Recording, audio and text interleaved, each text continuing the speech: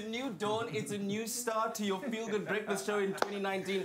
Welcome back to it. I hope that you all had a fantastic holiday, drove all over the country, flew all over the world, had great holidays with your loved ones. And welcome back to our little family here. Guys, hey. Put it up top. Yes, up top. Even for the makeup ladies, put up a brush. Put up a brush. There we go. Put it here. Put it here. Put it here. Get in there. It's so good to have you guys with us. We're looking forward to what's going to be an amazing 2019. But first, how was everyone's holiday? Oh, man. Dude, I think I'm still in full holiday mode, actually. Yeah. Right? I think all of us are. It's going to take a while to get all those wheels turning again and whatnot, but it was good, man. It was good. Lots of family time, lots of special times with my brothers, who's down in South Africa for the first time in years, actually. Yeah, where did he come from? Hong Kong and Belgium, respectively. Yeah. Sure. So, yeah, split, dude. So we had a good family holiday, man. It was lekker. Enjoying the great outdoors. And the boys? Boys are good. Kian learned to swim, which is great. There's lots of time in the pool, man. That was good. Awesome. Yeah, no, dude, it was epic. I just a little bit sad that it's over, but we're all good. Yeah, you know, it still carries on after the show. Tubbsy, how was yours? Guys, can we just like give it up with Tubbsy's her? Like, what is? Come on now, come on, somebody!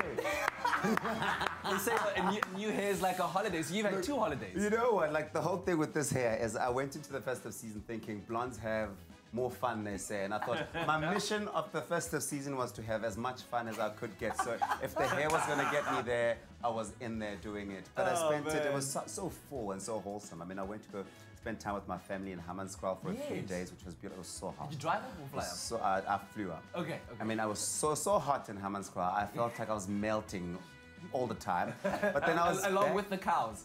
Along with the cows, reminiscing and going back to the times where I used to herd cows. No, I'm joking, I never did that. And then I went to Neisner, which just was such an amazing way to sort of get back into.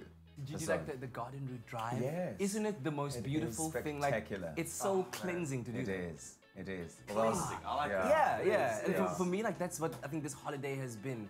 It's been a cleanse, like in so many different ways, mentally, spiritually. Like this morning I woke up at 4 o'clock.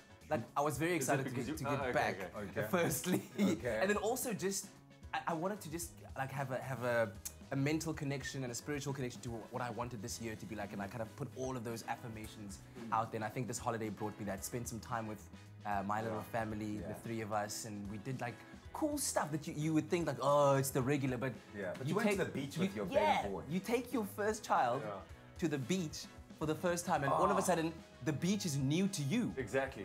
Wow. You know what I mean? You watch these little toes going in the sand. You're like, oh my gosh, you're seeing this for the very first time. Took him to the aquarium. Oh man. And yeah, that was absolutely insane, but so lovely, man. So no, dude, it's good. And talking about, you know, the fact that you were able to rest and just have, because I literally went off the grid. Yeah. It was great. You know, social media. I was in there. It was great, and you know, put the phone down and just enjoyed what was around me. And I think that was a proper holiday. Absolutely. I must say, I was busy this holiday. I did a lot of stuff, but it's cool, man. Yeah. But are you guys doing the whole kind of resolution thing? Definitely. Aren't we? I don't know. I don't know if I'm down for that. Like I feel like New Year's is a special thing, right? And everyone wants to make a resolution at the beginning of the year. But I feel like every single start of a day is a new year. It doesn't have to start like now and then you go, oh well, these are my resolutions for the year, and put so much pressure on yourself. You can start every single day. So I rather like choose to do that. But I know a lot of people do it. Yeah. Okay, well I definitely do have a resolution. Which is? One is to definitely live a lot more. I need to tap into the adventurous side that I've shut down for so many years. Always kept it very safe, but this year I'm going wild. I mean, have a look at my hair. And the second thing, this is a big one, is to go to the gym. So I'm going to be seeing you later. Wow.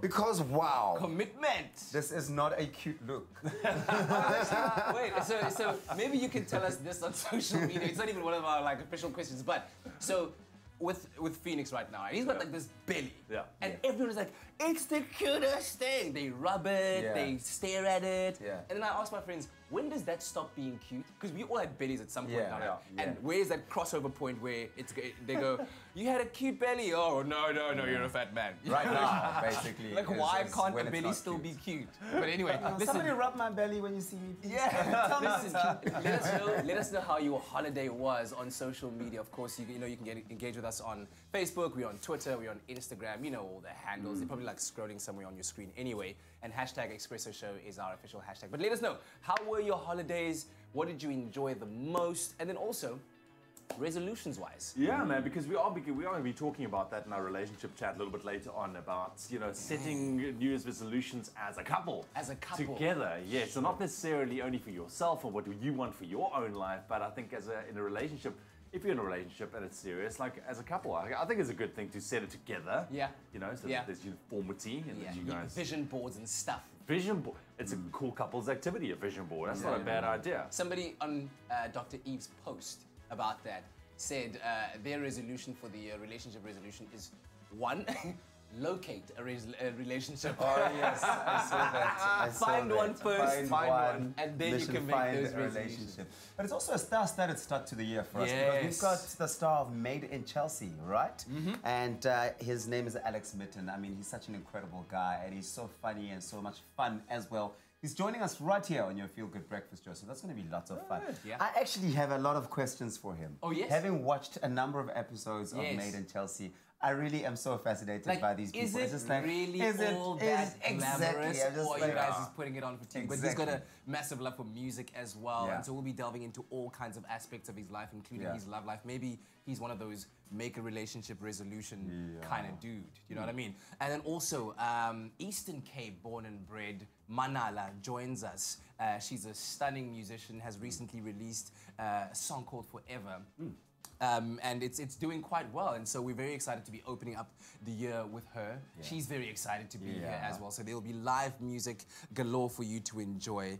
And she was looking quite colorful. I think like when I walked in to the studio earlier on, she was like all bright and yellow. Yeah. And I think people are still in the summery kind of vibe when it comes to dress code, right? Yeah. Absolutely, man. Weather's still permitting. Look, weather's still permitting. We're running through the wardrobe weather now, but if you take a look at, I think, beginning of the year, people want to feel good, you want to look good, despite so... I mean, take a look at us, suiting up nicely. I'm chilled and a smart casual vibe suits for you as well. I think it's brilliant because Cape Town's reaching a high of a mile 24 today, just in case you were wondering. Exactly. Thank goodness for like relief. That's a relief, man. It was hot. It was hot this holiday. It really was. Joburg, today you can expect a minimum of 15, reaching a high of 26 degrees and some thunderstorms expected as well. So don't forget your umbrellas when you leave home. Durban, 21, your maximum 26. Also some thunderstorms expected. Humidity remains low, around 50% with a light breeze. So you also be prepared for some showers as well. In Port Elizabeth, 18, 26, partly cloudy conditions. Wind traveling around 30 kilometers per hour, but still nice and hot in Port Elizabeth. The windy city, exactly. But we'll give you the friendly city as well. We'll give you a full detail and roundup of the weather temperatures a bit later on. Of course, you can see the family isn't all full yet. You know, some of us had a slower start to the year. Zoe, Leanne, and Graham Auntie. And Graham is going to be joining us a bit later on. Yeah. But I wonder, was Leanne at Afropunk? Leanne, I didn't see her at Afropunk. Yeah? I didn't go to Afropunk, and I know she would have posted about Afropunk if she went. But I did see her at the Queen's Plate. Yeah, we'll be talking about that. Fashion galore, of course. I think the first big event on the social calendar in terms of the mother city. But Afropunk, of course, was a huge start to the year in terms of the Joburg scene. You know, it's that festival that celebrates all things Afro culture, music, and of course you could expect some of the biggest names to have been there. Muzi there, aka Kate Renata and the internet. Taniso Mazwai were performing. So that was another big one that was happening over the past couple of days. And what a way to usher in the new year as well. I'm always just like excited when I watch it, like the last 2 years, obviously, when you see it on social media and they have the countdown on all the screens around. You've got this crowd of people just counting down and then fireworks all over the place. I don't know, maybe I'm the only person excited about that. I actually haven't... You painted a pretty good picture.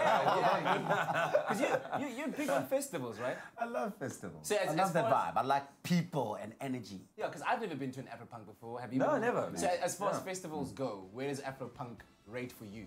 I think it's very unique, right? Because of just, I think it's purpose, but I think it's definitely right at the top of rankings. Yeah. It's one to go to. It's one to look forward to. You start planning at the beginning of the year that you are Afro-punking at the end of the year. Yeah. Does it kind of feel like when you go to Afro-punk, like the way people are dressed and like the fashion, you feel like you're in Wakanda, don't you? You almost feel like you're in Wakanda, and you have to step it up a little bit. You have to do stuff. You can't just rock up in all-stars and jeans, because then you're not doing it right. Because people are killing it. You need beads. You need to dye your under eyes black. You need to... So if you're planning on attending one of those, make sure that you are right and ready. But guys, the world was never ready. Do you guys understand what I'm talking about? Like, so R. Kelly, arguably one of everyone's favorite musician over like 2 decades. The Pied Piper, he received the nickname of, gave us great music. But now a documentary has come out called Surviving R. Kelly, and it's been airing in the US apparently over the past couple of days. And it popped on my radar because my friends yesterday at lunch were talking about it. They're like, we've been watching Surviving R. Kelly. I'm like, what are you talking about? And then they filled me in on what this documentary is, an expose of this guy's life over the past 2 decades, more than that, his history, and how over that time he subjected women, especially minor children, to sexual abuse. There's been physical abuse. There's been a coercion to isolate them from families. There's been court cases and trials that have run, and people saying that there's been money exchange in order to keep people silent. Like, this guy's entire life has just been cracked open like a massive coconut, and what's inside is shocking. Rotten. That is just horrific, dude. That is horrific. And you know what's really good about this coming out now, and we're seeing more of these kind of stories coming out from people, is that for many, many years, I mean, we've heard rumors here and there, but he's denied them all each time. You know, he's always gone, why is everyone doing this to me? I'm such a good guy. He's even made songs about it. And now you're finally hearing the other side of the story. So it's not just him defending himself, but you're hearing these women who are coming out and saying, well, it's actually happened to me, and coming out and putting an account of what actually went down. And it's good to see that. We need more and more people coming out when these sort of things do happen, and it takes time, and it's good to see that they obviously not keeping quiet anymore. Yeah. I mean, some stuff about like how some of his lyrics were, for instance, inspired by his relations with minor girls, and just the whole thing about it is so twisted, and it's so it makes me question, you know, like when I listen to music, do I really listen? Know what you're listening to. Do you know what I mean? Do you know what you're listening to? But then again, you know, how would you as a person know that, for instance, R. Kelly's involved in something But like that's this? the thing, I mean, when like the song makes you feel like so good, you know, storm is over, and you're like, oh no, I don't know what you're talking about. I don't want to sing it anymore. Oh man. Do you know what I mean? Oh, wow. Oh, yeah. Hello. Ooh, they're not. Who is there? Oh, it's the gray-bearded man! He grew a beard, look at him! Yes, I'm grey, y'all. I'm so today.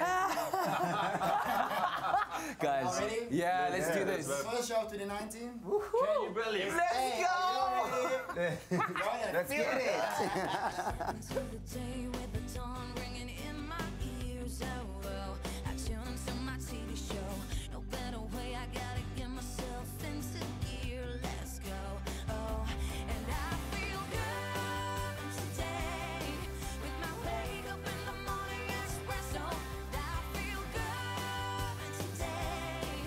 It's my feel good breakfast show.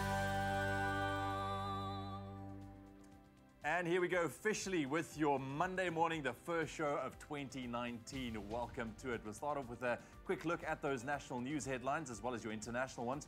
Bumper-to-bumper traffic was experienced on most of the country's main roads yesterday as large numbers of holidaymakers started heading for home after the summer holidays. And Eskom spokesperson Kulipasiwe has warned that the risk of load shedding will increase in the coming weeks despite a rise in its coal stockpile. Making international news headlines, the long-awaited announcement of the results of last week's Democratic Republic of the Congo presidential election promised for yesterday has been postponed to a later date. And US President Donald Trump has refused to compromise on his demand for a wall to be built along the Mexican border, the cause of a partial government shutdown. And finally, while Matrics results have dominated the news in the past few days, a very different group celebrated for the same reason. Inmates serving in South African correctional facilities have registered an impressive 77.3% matric pass rate for the 2018 academic year. A total of 235 inmates sat for the exam, of which 67 received bachelor passes. One of the most notable results was that of 52-year-old Similani Abdullah Elijah, the oldest of the matriculants, who also received or achieved a bachelor's pass. Well done to these exceptional achievers. And that's our story. We leave your news headlines for now. We'll run you through in half an hour's time. Once again, right now, let's get a first look at your sport.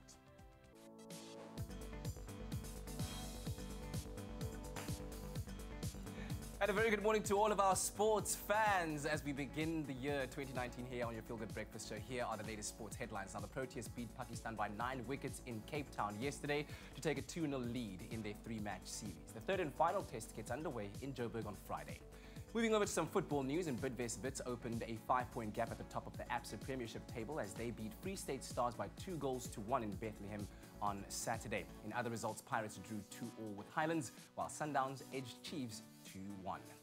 Moving abroad though, Manchester City showed their class in the FA Cup third round as they thrashed Rotherham United by 7-0 at the Etihad Stadium yesterday. And elsewhere, Manchester United beat Reading by 2-0, while Arsenal put 3 past Blackpool.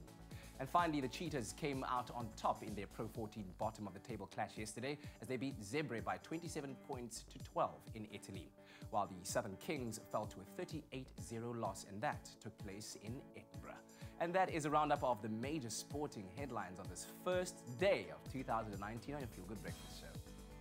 Right, let's quickly take a look at what you can expect in your temperatures and your weather going into your Monday morning. And we've also asked you to send in some of your pictures showing us what it looks like in your parts of the world. And we received a beautiful one from Lillian Hunter this morning. Good morning, Lillian, who sent this beautiful sunrise picture from Durbanville in Cape Town. Lillian, thank you very much. You can expect partly cloudy conditions with a southeasterly breeze traveling around 32 kilometers per hour and reaching a maximum of 24 degrees. Have a beautiful day, Lillian. Thank you very much for that picture. Remember, you can continue sending in some of those pictures. We'd love to see what it looks like in your parts of the world. You can just take them and post them on our Expresso Morning Show SABC3 Facebook page. Running through your temperatures very quickly. Polokwane starting off on 16 minimum, your maximum 26 degrees. Mbombela 18.25, Pretoria 17.27, Johannesburg 16.25 with some thunder showers expected. Mahikeng 20.31, Klerksdorp 19.30, Kimberley 20 and a scorching 37 degrees. Bloemfontein 17.33 or 32 rather. Richards Bay 18.29 with some rain expected. Some rain forecast for Pietermaritzburg as well. 17 minimum, your maximum 27 degrees. Durban 21 and a high of 27. Mthatha 17.30, East London 20 and a maximum of 27.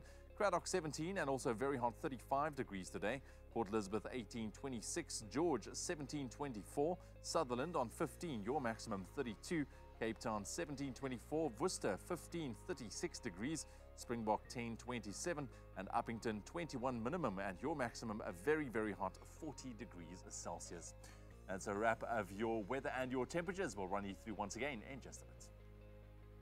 All right, now that we've got the year in full swing and the show is officially lifted off, we're going to take a quick break. And after the break, if you are like me and you've had a festive season filled with just munching up a storm and drinking up a storm, then we've got just the solution for you, helping you Zumba back into fitness with Cindy Abrams. Yeah, good times, as we say also. Happy New Year to Sis Princess. Yes. Thank you very much. Coffee on order. Just thank you very, very much. And also, of course, the weekend was full of sporting action, so we'll bring you a review of the weekend that was in the world of sports. Stay tuned. We'll be right back. It's the first day of the year. Cheers to you, sir. Cheers, sir. Indeed. Watch that. Careful now. Only you can make my day.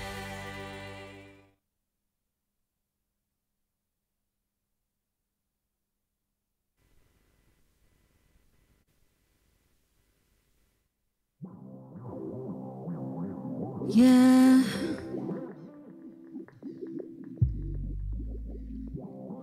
Yeah.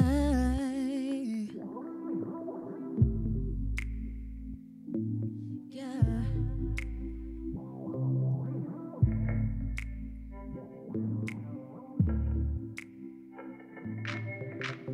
Take me back to a place where we were stronger, where love and hate didn't last much longer. Take me back to a place where there's no struggle, where peace and faith led us to be humble. Ooh, take me back to a place where my mind ran so free. Take me me back to a place where love was all I knew. Here we go again, here we go again. There we go again, there we go again. Here we go again, just trying to find love. Here we go again, here we go again. There we go again, there we go again. Here we go again, I need this thing called love.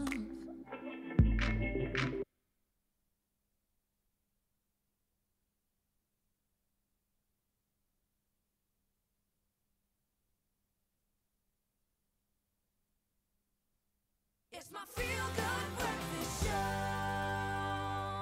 Welcome back to your feel-good breakfast show, Expresso, right here on SABC3. It is a brand new year. Wakey, wakey. It's a new dawn, it's a new year, and it's feeling oh so good. Now, we're asking you on social media this morning, if this year was a fortune cookie, what do you think it would have in store for you? And your comments have been arriving fast and thick. Here's one from Vanessa Stratham saying, good morning, guys. I want a better year than last year. I'm sure that's many of us out there as well. Danae Henry says, it is our year, guys. Love, love, love, love. Oh, my shattered nerves. It's going to be epic. Samkelo Ngobo says, good morning, team. This year, I'm looking for achievement, the determination to achieve, as I will be writing exams throughout the year. And I saw one as well from Sandri Kutsa saying, Happy New Year to you too. Only great things. Recently moved to East London and cannot wait to explore more of the Eastern Cape. And also, God took one of his angels, my husband's best friend from 15 years past, on the 1st of Jan. So I just want to tell the Oosthuisens we love them and they are in our thoughts and prayers. It is going to be an incredible year.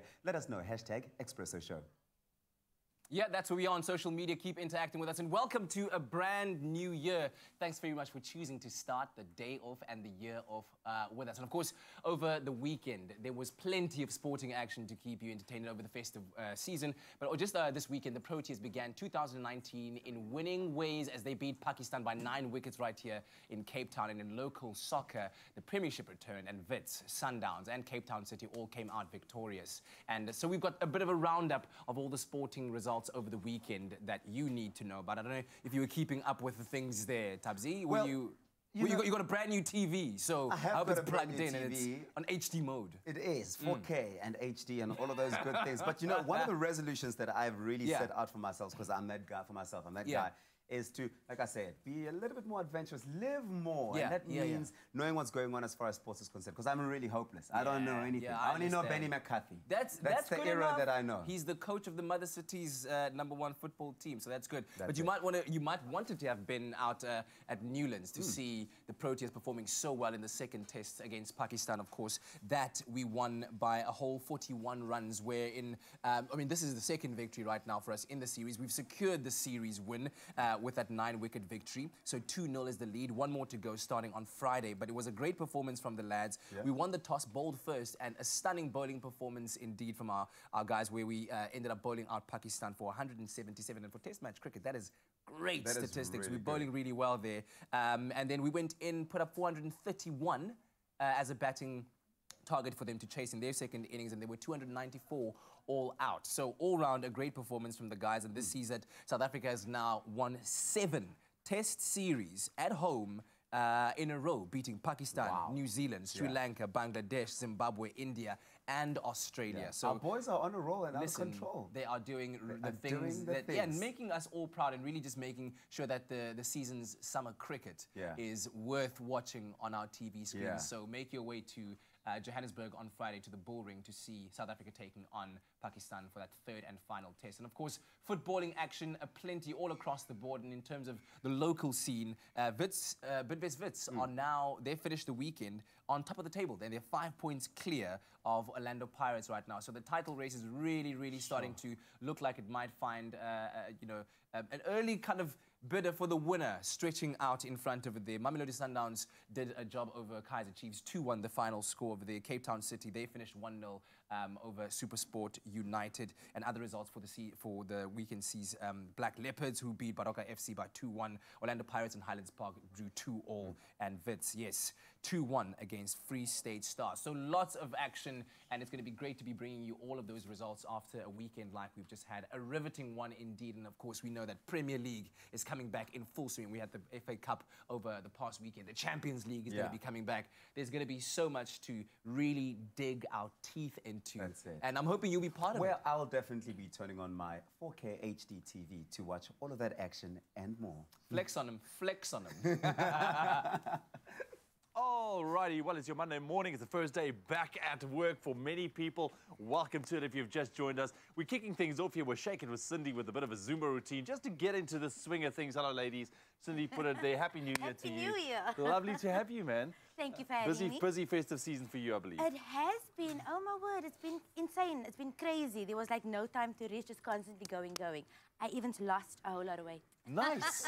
Well done. Like everyone is saying, Well I put done. on weight, and I was like, my clothes are too big now. Look at that. But listen, if you have been packing away over the festive season and enjoying those meals, so Cindy's here to just get us started on a nice little note. We like that. Yes, with the DJ. With the DJ? Yes. Should we put a DJ on? Yes. Okay, cool. Take it away, Cindy. I'm going to try and keep up here. So you're going to start using your hips. Isn't this a great way to start the new year? You know, it's so happy. Now, single to the side. Right, left, right, left. Now bend your knees, use your arms. Keep going. Okay. Now single to the side. Step, change, change. Are you rolling your hips? I don't think my hips. I am still. What's wrong with you? Come show me, Cat. Come on. Now, ready. I told you, it's all about, it's here, it's here, it's here, it's here, it's here, it's here, it's here. Help me, Now guys. go lower. Up. Yes. Feeling it working the legs? I'm feeling working everywhere. Now side. It's been so nice. Use your arms. And step. Okay. I feel like I have like no rhythm whatsoever this Okay, morning. take your arms up. Swing. All right. Just a great Bend way your to move. knees. Now let's go.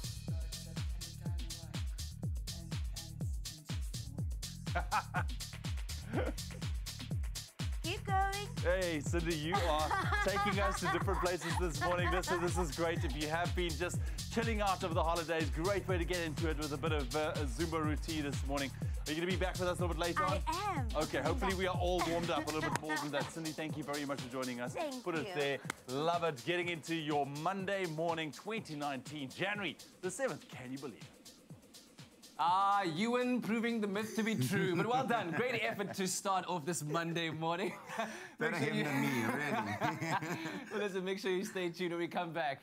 Very, very excited to hear her perform and to talk to her as well. Manala is here joining us to make some music on this Monday morning. That's right, too much of fun. Also, Zoe headed off to Los Angeles not too long ago to catch up with the cast of Mortal Engine. And so after the break, you're going to hear all about that. Only you can make my day.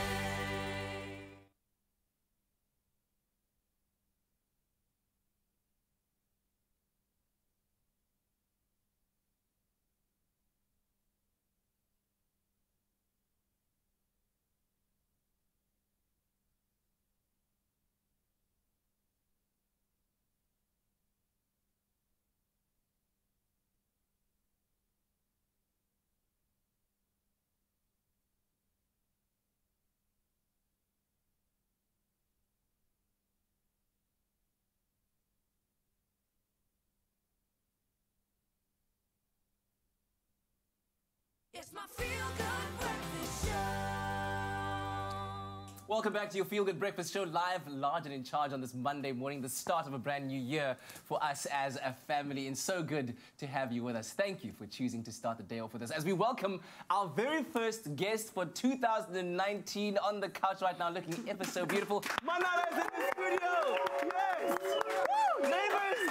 Mavis, she's here. How much pressure is that, being the very first guest of the year? I didn't know that the show only started again today, so I feel pressure. Yeah, no, but I'm blessed. Thank you for having me. It's great to have you Thank you. here. So for those that don't know Manala, your real name is Apelele. Yes. Tell us about, firstly, how the name Manala came about and about your journey in the music industry. So I'm a singer-songwriter. I was born Episho in the Eastern Cape. Music has always been around in the house. My dad was a radio DJ. One of the first radio DJs in the Eastern Cape, right? Yeah. Yeah? So we had like hip-hop, bakanga. Is that Daddy Darius? Yeah, that's Daddy. Oh, yes. He had some swag. I mean, cover the trim line. Man. Oh, but beautiful stuff, yes. After that, I studied music in California, started my songwriting there, and then moved back to start in the industry. Yeah. Why California? That's quite an interesting choice. I mean, how old were you when you decided to make that big move? I was 19 when I moved to California, but why I made that move is because I studied music in South Africa during high school. Yes. So I felt like I learned all that I could and wanted to get like a different perspective and aspect of music abroad. So, what was that experience like? It was scary. Clue us in, yeah.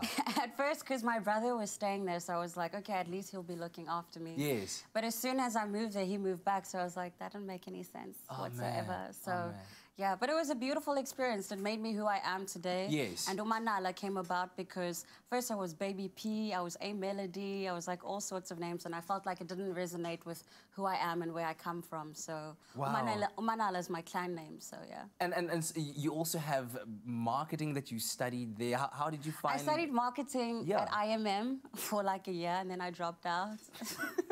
let's rather say you changed career courses, right? Let's look at put it like that. Yeah, I changed career courses. It might have been as plain as they're like, nah, I'm done. Yeah, I was done. Yeah. I was really done. And so far, your experience as a professional pursuing your passion in the music industry, what does that turn out like? I mean, you got a song that you released with Gemini Major. Yes. Forever. Things are doing well. I know. It's been amazing. Like, the response has been amazing. I've only been in the industry for 2 years. This is my third year into it. And I'm very excited because people don't know who I am as an artist. So I'm ready to, like, show the world who I am. So, yeah. Has there been any challenges for you? Because I think people might look back on your journey and go like, okay, well, your dad was already in the kind of stream, so it must have been easier for you. Has it been challenging? Yeah, I get compared to my brother a lot. Oh, yeah? So I guess that's a challenging part, and just getting to like pave my own way as an artist. Yeah. All right, but I'm sure it's been very, very rewarding. Some of your highlights so far? Forever doing really well. Just people getting to know me and loving me as an artist and who I am as a person is really amazing. Okay, so it's a brand new year. People are making resolutions, and I'm sure you've got dreams that you've kind of, put on your own personal vision board, whether mentally or physically. So what does the future hold for you? The future holds a new video for Forever. Excellent. And an album this year. Wonderful. Yeah, looking forward to it. And we are so delighted to have you here with us as our very first guest on the couch, and cannot wait to hear your music. And make sure that you do not miss out on that. Hashtag Expresso Show. Let us know what you think. And I'm sure you're following Manala as well. If you're not already, it's at @ma_nala on social media. 2 underscores. 2 underscores, okay? Get it right, Kat. But she's here, ladies and gentlemen, from South Africa. Manala's in the studio, yes. Thank you, Kat. Now, the spirit of Ubuntu is a big concept in South Africa. It speaks about the fact that our humanity is connected from one person to the next. And it's about, if one concept of Ubuntu is not working, being open to trying out another one. That's exactly how this community group in Denon was started. Check this out. The spirit of Ubuntu is one that makes the South African people so phenomenal, and in this place, it truly does come to life. Our Mandela Monday heroes today are Christine Williams and the team at My Danoon. They are committed to community development in Danoon. The organizations formed when a group of locals living in Danoon realized how many social programs failed in their township. Only change embraced by the community would last. Christine, you have a very interesting story to tell about how you started this project, moving from a very comfortable life in Camps Bay to Danune. Yes, it was quite a crazy story, a bit of a long one. The short of it is I'm a Christian and I felt God told me to do it. So I was part of a church here and that really helped with the journey because I really knew the people that were living here already, so it wasn't like, coming out of nowhere. And I think just from being here and speaking to people and being friends with people and talking about the issues in Danune and how things are kind of cyclic and we don't really see a change, we decided to think of things a little bit differently, and that's how we started My Danune. And how did the community respond to you moving into the community and then starting this organization? They responded well. Like 99.9% of the people that I met were really positive about it and really supported. And I think in starting the project, I started it with locals, so we started it together. My Danune inspire community members through events and programs, support local grassroots organizations and assist those invest in community to do so in the most effective way. How exactly does My Danune develop this community? So we take a little bit of a different approach. It's called systems thinking. So it's a long-term process. And we basically connect with different players in the community, and we believe that to change the community, we all have to work together. We really established on two key principles, which is unity and then also innovation. The first 3 years has just been about really getting rooted in the community and really getting to understand the problems. But by doing that, we serve. So we serve like the seniors club by coming and doing exercise. We serve the community in what they've wanted, which is often with kids. So we do a kids club. We've served in trying to address the waste problem through a recycling project with kids. So we've really just based on what's the positive sides of what is there and really try to encourage people to work together to make this community great. The partnership between My Danune organization is very important to us. The reason being is that they are not only giving them exercises, they also are making them happy. They're also taking them out. They also organize more people to come and give them happiness within the club. By becoming part of the community, My Danune have inspired young and old to feel pride that these clubs, workouts, recycling programs and more are all theirs, and that much more is possible. What I can say is we're trying to bring this huge positive impact within Danune itself, and by having leadership coming here in our community and trying to bring this positive change from young people to the elderly. We're trying to impact the whole community, to unify everyone staying here, everyone living here in Danune, to feel like proud and to feel as ownership, like this is my community. What keeps your passion for community development so alive? I guess for me, it's I'm rooted, in social cohesion, innovative, programs. I think it's by birth having the passion to bring change, to also to be involved, to be the part of the change I want to see within the community. The organization helps when a crisis like fire or flooding strikes. They are launching a mobile library. They've trained up young local filmmakers and they grow vegetables for the local creche. That's Ubuntu in action.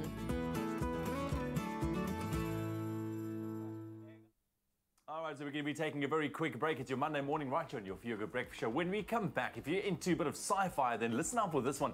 Zoe flew all the way to the US to meet with the cast of Mortal Engine, a brand new movie releasing. She's going to catch up and find out exactly what you can expect. And then we've gotten to know her a little bit earlier on. Manala, she is here. Look at her looking all gorgeous and beautiful. She's going to be performing for us after the break. Stick around.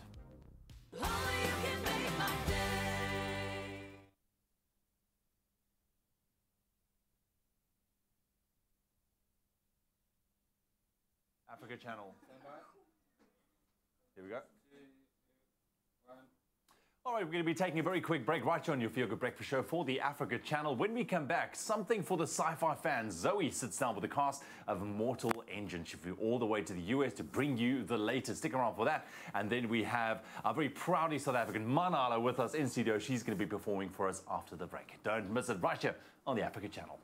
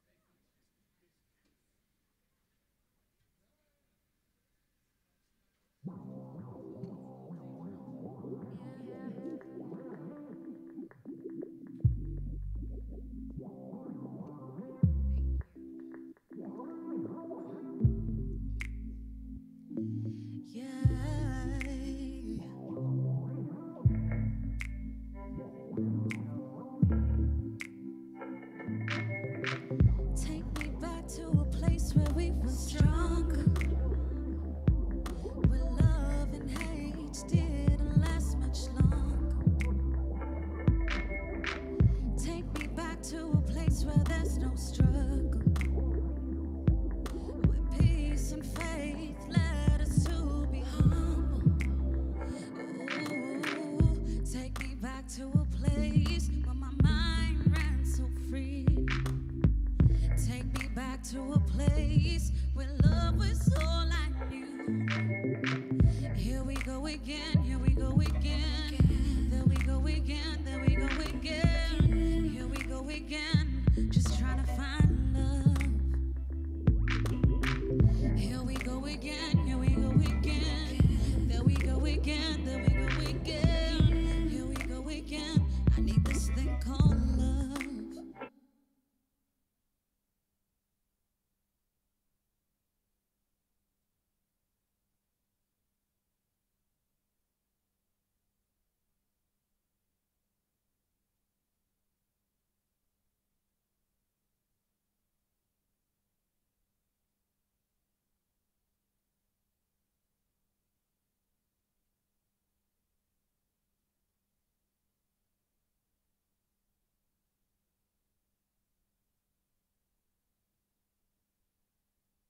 It's my feel-good breakfast show. Welcome back. It's your Feel Good Breakfast Show. We're live, large and in charge. Happy Monday. Happy first day of the year. I cannot believe it. Unbelievable. Also, Golden Globes all over the world. Listen, Bohemian Rhapsody, have you seen the movie? I have not, man. I have not, doing but the I've been most. following it so closely. Yeah, it's scooping up a lot of awards. Jeez, But we'll keep you updated on that a bit later on. But first, let's play a little game, right? Why not? You know we like to play this game with you on a Monday morning to see whether the grey matter is switched on. Do you know your news, your sports, entertainment news? Have you been watching TV and keeping up with things going on? So what we do is we show you a picture of somebody well known. We blur it out. Yeah. Give you a couple of clues. Hopefully not too easy. And then you just join us on social media and let us know, guess who? Can you guess who? Exactly, but we promise we're not going to make it too difficult this morning. Because it's the start. It's the start, you know. Okay, cool. Easy. So here's a couple of clues for you. This South African track athlete is celebrating her 28th birthday today. So happy birthday for this particular person. The Olympic gold medalist has a degree in sports science from the Northwest University. Hey, Northwest University! There we go. And, and she's been nominated for the IAAF Athlete of the Year and recently also graced the cover of Forbes Africa Woman. Boom. When you say that last one, then that kind of solved did it for me. All right. So hopefully you know. So head on over to our social media platforms, of course, at Expresso Show, and let us know who our mystery person is. Should be an easy one, right, Tabsy?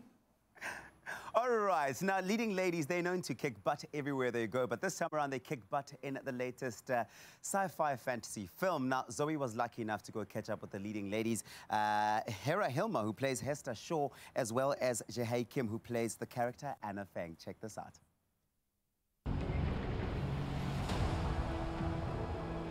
Down in the face of this. We are London. Hera, Jae, welcome to the Expresso Show, and you two play such incredible, strong characters. And I mean, Mortal Engines, it's a movie that's philosophical but also very entertaining. Mm-hmm. Yeah. What do you hope the audience will take from each of your characters? Fearlessness and I don't know. I just hope that they will enjoy it. I hope that they will, I mean, personally, on a personal level, I feel like when I go and see characters like Hester Shaw and Anna Fang, which I, to be fair, have never seen before, but you know, characters in that kind of realm, where women especially are allowed to be as multidimensional, fearless, and all the scale. It's just powerful, but power, you know, within vulnerability and strength, making mistakes very complex. and not. Yeah. I think that's something that I walk out of and I go like, I feel, you know, there's something, I feel better about myself in life, and I hope someone can take that from this movie. Yeah, and I also, you know, I find it so refreshing that the main star has a scar on her face, which is very symbolic to how we've treated Mother Earth. In a sense, you know, the femininity in the world. How we've treated women, you know, how history has, or men have treated women throughout the years, and to show her inner beauty and her inner strength, and make her and have that be the main point of this star of the film is to me so refreshing, you know, and it's a great message for young kids who don't have to think that they have to be perfect, physically perfect, to feel important or to feel like they can achieve something or do something. And especially in this world of, like, you know, filters and everyone being perfect and, you know, selfies. Yeah, but there's more to us than that. Yes, and it's liberating to be allowed to be that rather than have to be squeezed into some form that we aren't, you know. Well, it was beautiful to see that come across on character. I mean, on screen at least. How much did you have to tweak your accents? Oh, well, they're obviously, well, mine is different, so I had to tweak it quite a bit. I didn't tweak anything at all. Yeah, I mean, I wanted Hester to be someone who, she comes from a sort of area that would have been in America, but, you know, she's been living with a half man, half robot since she was 8. So she couldn't, like, I didn't want her to be, like, sound like someone from New York or something, you know, she had to have a specific sound. And I think that's also just important, and I think it's also great in a way to hear that as well in that leading character in a film like this, you know, not having to be this perfect thing. And is it true that you bagged the role through your audition tape only? Yeah, well, not only, I think. I did a tape, yeah, and then I did a Skype. Huh? Sheep talk. Sheep talk, yeah. We talked a lot about sheep in the Skype that we had, and I think they maybe did it. I think maybe, you know, like Universal did a bit of a background check on me just to see if I was like a actual serial killer or something. No, but no, I think, yeah. I mean, think it happened very quickly. We both did our self-tapes, and then they wanted to speak to us in person, you know, and that was it. And I think they're very much like, they know what they're looking for. They looked for a long time for at least both our parts, and I think they just, when they see something that they know is the right thing, they just go for it, which is great because they commit, and hopefully it was the right decision. No, I think so. Oh, well, you guys are absolutely amazing. Thank you so much. Cannot wait for the audiences back home to see Mortal Engine. Yeah, Wonderful. us too, yeah. Thank you. Thank you. Nice to meet you. Nice to meet you. Yeah. That's so cool. Mortal Engine, dude. Yeah. Sci-fi to the max. Just butt-kicking ladies. We love it. Yeah. We love it. Listen, stay tuned to your Feel Good Breakfast Show. We're going to take a quick break. When we come back, Manala is standing by to make music, and she'll be performing. Oh, I cannot wait to hear her sing. Look at her. Looking lovely, lady. Yes. No, she's ready. Coffee, please, princess. Thank you. My first coffee. Dude, my first coffee back at work, yes, for the day. Listen, we're also running through some of the top tech trends for 2019. I'm sure if you're into your tech, you would want to stick around for that one. Thank you very much for tuning in. It's your Monday morning.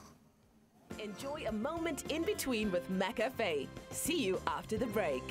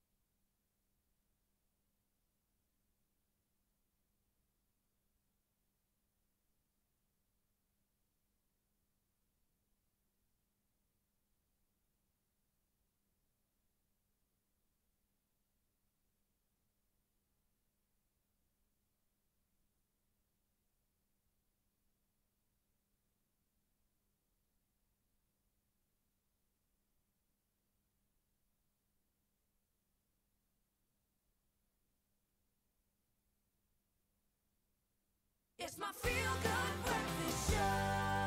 Happy birthday, a very happy birthday to you. Welcome back to your feel-good breakfast show, Expresso, right here on SABC3, coming to you live and direct. And it's time for us to celebrate birthdays with those who celebrate their birthdays and wish them well. And the question is, what do British Formula One race car driver Lewis Hamilton and award-winning actor Nicolas Cage have in common? What do they have in common? Apart a birthday, from possibly? being, I don't know, they're rich, they're famous. But yes, they do share a birthday, the 7th of Jan, which is today. Let's see who else shares a birthday with these icons. Absolutely. We love wishing you a very happy birthday right here on your Feel Good Breakfast Show. So we're starting off the first show of the year with wishing Kirsten a very happy belated birthday. Now, Kirsten celebrated her 18th birthday on the 2nd of January. Happy birthday, Kirsten. I hope it was a brilliant day. Happy birthday, Kirsten. Also, we'd like to wish Michael a happy 15th birthday today. His mother, Mandy, wants him to know that she loves him to the moon and back. Happy 15th birthday, Michael. Yeah, can you believe it? There we have it. What if you would like us to maybe call you on your birthday? What you can do is you can send us your contact details and a picture to birthdays@cardover.tv. We'd love to hear from you so we can wish you a happy birthday and have some cake on your behalf. Or maybe Tabsy will have some cake on you know your me, behalf. where's the fork and knife? I'll take the whole thing. It's torture. I'll just bite like from the side. Tubbsy and that cake never apart. Anyway, let's celebrate your birthday, and we are delighted to be graced by the presence of Manala here in our studio, and she's about to make music for us. Here's a song called Trying to Find Love.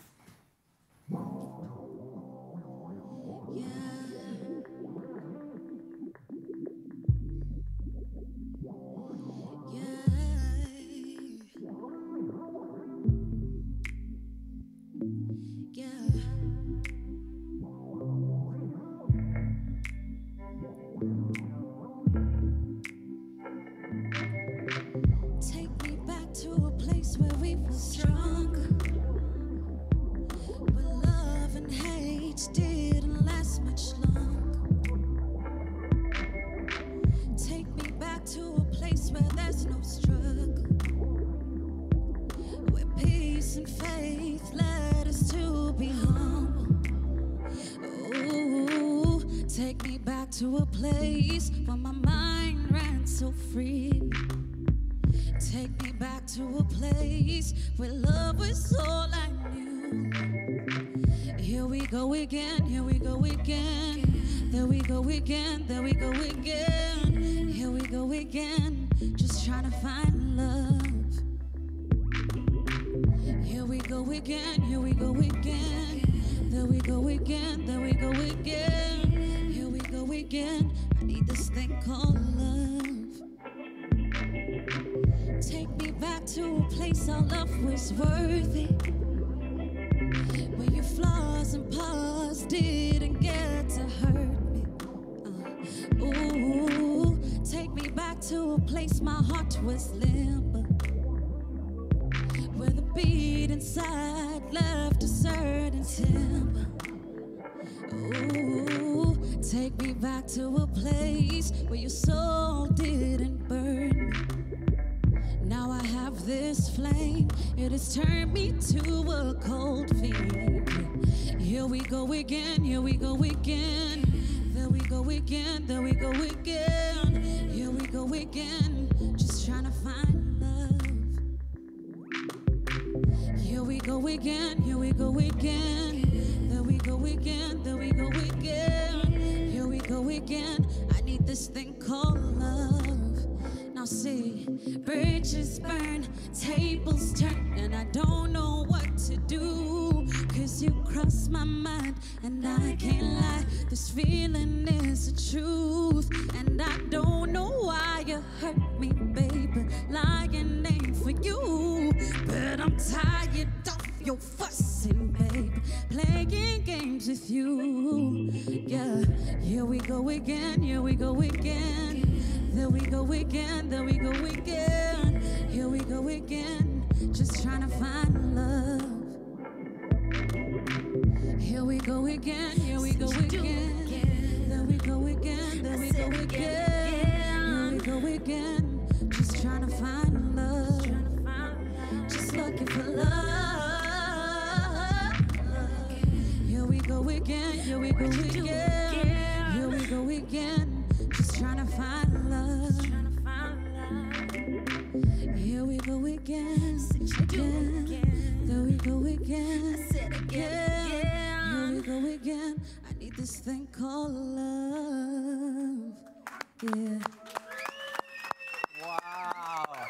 Listen, if there was a way to start off 2019, that's exactly how I would have wanted to start it off. That's beautiful. Thank you. That's beautiful. Tell me about this song, Trying to Find Love. So it was actually the first song I wrote when I moved back from the States, and it reminded me of a love that's so toxic that you keep on wanting it again, but you guys have separated, and you try find that love in someone else, but you can't find it. So that's why I go, here we go again, here we go again. Wow. It's that process of trying to find that love again. Wow. Was it a process of a bit of a cathartic process for you to kind of let that pen bleed onto the page and let it go because you've experienced it? Is it a personal thing? Yeah, it was a personal thing. Wow, wow. Listen, so, wow, I think there's a lot of people right now that just listen to that. I mean, vocally beautiful stuff. Thank you. My Thank goodness, you so much. wow. Thank you. So, what kind of musician are you? Would you I call myself the soulful goddess, which means I put soul into anything that I do, whether it's rap or trap or soul music, jazz. So yeah. Woo! How's your Soulful Monday treating you thus far? Manala on your Feel Good Breakfast show. Check her out on social media at Yes. Nala. And of course, let us know what you thought about that performance on our Feel Good Breakfast show's Facebook page and our Twitter page and our Instagram as well. Hashtag Expresso Show. We'll have more from this beautiful young lady a little bit later on. Thank you very much. Thank that you. was beautiful. Thank what a way you. to start. Wow. Wow. Just a couple of minutes just ahead of 7 o'clock. Let's take a look at your headlines in terms of your news once again. In your national news, bumper-to-bumper traffic was experienced on most of the country's main roads yesterday as large numbers of holidaymakers started heading home. Close to 1,700 vehicles per hour were recorded on the N3 North as holidaymakers left the KwaZulu-Natal coast. At Pumlazi Plaza on the N4, more than 2,000 vehicles passed through the tollgate, and the N1 North Highway recorded over 1,000 vehicles an hour. And snaking down the N2 at Sulari's Pass towards Cape Town were never-ending lines of vehicles as holidaymakers returned from coastal resorts. And Eskom has warned that the risk of load shedding will increase despite a rise in its coal stockpile. Spokesperson Khulu Pasiwe says despite all the work done to try to mitigate the situation during the festive season, risks for load shedding would increase in the coming weeks. He said there was a risk that the power system may be constrained again, although much maintenance has been done during the festive period and some of the units are back on the system, which would help stabilize the power grid. Making international news headlines this morning, the long-awaited announcement of the results of last week's Democratic Republic of Congo presidential election, promised for yesterday, has been postponed to next week. The head of the Electoral Commission yesterday said an exact date will be announced later. Meanwhile, the Catholic Church has warned that publishing untrue results of the presidential election could lead to a popular uprising. And US President Donald Trump said military personnel had been deployed to Central Africa to protect US assets from possible violent demonstrations. And US President Donald Trump has refused to compromise on his demand for a wall to be built on the Mexican border, the cause of a partial government shutdown. He said he did not think he would have to reduce the $5.6 billion in funds he was demanding and repeated a threat to declare a national emergency. Democrats refused to back the funding, referring to the wall as immoral. Talks to end the partial shutdown resumed late yesterday, with the stalemate now in its third week, affecting some 800,000 federal workers. And finally, for a bit of a creepy story, but one with a happy ending, a 20-year-old foreigner national was arrested at Beaufort West in the Western Cape on Saturday after being found in possession of 21 scorpions, 2 spiders and various other insects valued at some 16,000 rand in plastic buckets and bags. Western Cape Police spokesperson Captain FC van Wyk said fortunately they were all still alive and well when found. They were safely handed to a nature conservatory to be set free and once again roam the wild. And with that, we leave your news headlines for now. Let's get into your sport once again.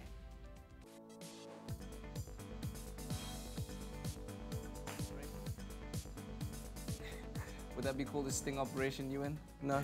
Okay. Sports news on this Monday morning. Now, the Proteas beat Pakistan by 9 wickets in Cape Town yesterday to take a 2-0 lead in the 3-match series. Now, after bowling the visitors out for 294 on Saturday, the Proteas needed just 41 runs for the victory yesterday morning, which they knocked off in under 10 overs. Now, with the series victory already secured, the third and final test gets underway in Joburg on Friday. Moving over to football news now, Bidvest Wits opened a 5-point gap at the top of the ABSA Premiership table as they beat Free State Stars by 2-1 in Bethlehem on Saturday. Now, while Stars shocked the league leaders with a goal in the second minute of the game, Wits pulled off the comeback win thanks to a goal in each half. In other results from the weekend, Pirates drew 2-2 with Highlands. Cape Town City beat SuperSport United 1-0, while Sundowns edged Chiefs 2-1. And moving further afield, Manchester City showed their class in the FA Cup as they thrashed Rotherham United by 7-0 at the Etihad Stadium yesterday. LK Gundogan proved to be the man of the hour in the third-round clash as he provided 4 assists for the Citizens' rout. And also in third-round action, Manchester United beat Reading 2-0. Arsenal put 3 past Blackpool, while Chelsea downed Nottingham Forest 2-0. And finally, the Cheetahs came out on top in their Pro 14 bottom-of-the-table clash yesterday as they beat Zebre by 27 points to 12 in Parma, Italy. Now, the Cheetahs touched down 5 times to see out their 3rd win in 5 matches as they continue their push to move up the table. And while the Cheetahs got 2019 off to a winning start, the same could not be said for the Southern Kings as they fell to a 38-0 loss to Edinburgh. And that's a roundup of the major sporting headlines on this Monday morning.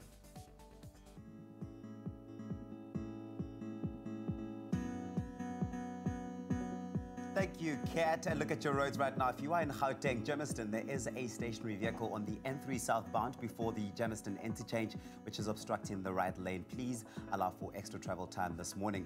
In the Western Cape, Morebray on the N2 inbound, there is congestion before Morebray Main Road. Delays can be expected. Please be patient on that route. And if you are using the trains, Cape Flats line, the current available fleet only allows for 1 train every 30 minutes due to speed restrictions, sets out of service and infrastructure problems. The anticipated travel time between Cape Town and Heathfield is 60 minutes. Your next report will be at 7:30.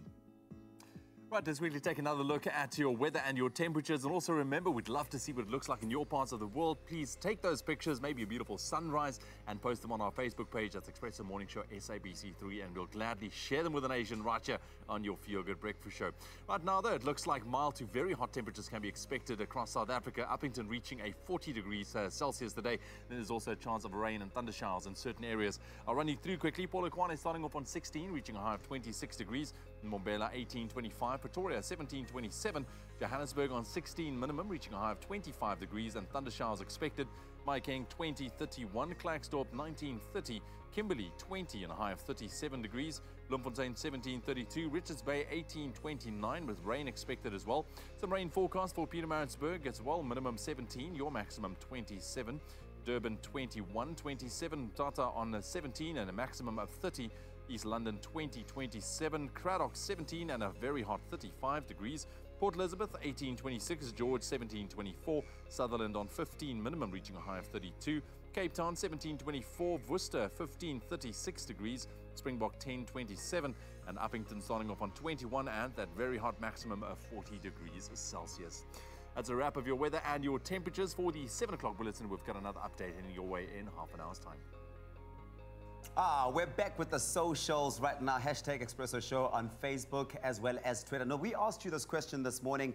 If this year was a fortune cookie, what do you think it might have in store for you? Now, here is John David saying, good morning, guys. I wish my year will be better than the other 2 years, 2017 and 2018. So 2019 will be better than all of them. We are waiting for 2020. Ooh, okay, John David, already going ahead. Elizabeth says, welcome back and good morning, Expresso. So happy to have you back. Okay, wishing you all a blessed 2019. Nomsam Tati says, welcome back, Expresso. Have a fab day. Vanilla Flooring says, success. That's all she's looking for this year. She is asking for that success. And Michelle Kerville says, welcome back. Wishing you an amazing 29. I think it's all round good vibes everywhere you turn. Everybody's just wishing everyone a fantastic year and taking it all in. What do you think if this year was a fortune cookie it might have in store for you? Let us know. Look at this beautiful day. What a day to start off a brand new week. And the first day back at work, man. Yeah, it's like beautiful, crispy, chilled. Hopefully the weather's treating you well in whichever part of the world you are. Absolutely. And also thank you very much for tuning in and choosing to spend some time with us. So good to be hanging out. Cool. So good. But yeah, we can carry on with that all day. But listen, biggest tech trends. We'll talk about that. That's heading your way after the break. Just reminded me, man. And then listen, we bring the stars out. We are so excited to have one of the stars stars of Made in Chelsea, Alex Mitten. He's here on his first trip in South Africa. Right. So he's decided to pop into our studio. We're going to have a lot of fun with him. Great to have you here, Alex. Thanks for joining us. And we'll see you after the break. So good!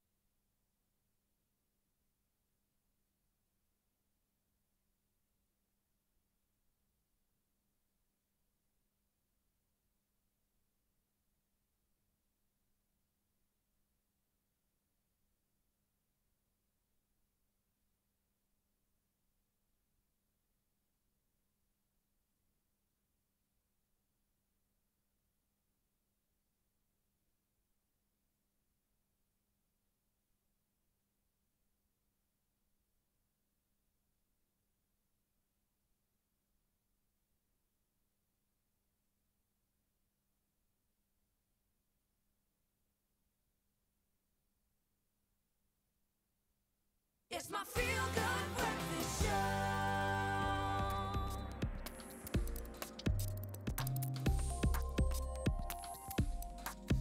Welcome back. You're tuned into your Feel Good Breakfast Show, Expresso, right here on SABC3. So good to be hanging out with you. Thank you very much for tuning in.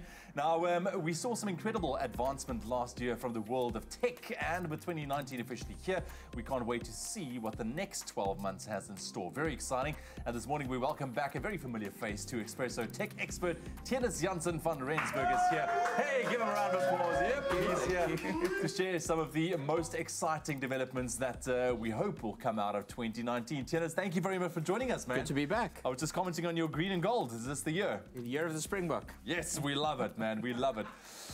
Listen, dude, let's talk some tech because it's exciting. It's a brand new year. Last year was a big year in terms of tech. Lots of development taking place. But let's look forward to this year. And there's some big things. I think first and foremost, people's been asking, what's up with this foldable screen cell phone thing? Is it coming out now? What's happening? Definitely. 2019 is the year of the foldable display. We've seen, obviously, over the last couple of years at the Consumer Electronics Show and the Mobile World Congress, concepts of what these phones would look like.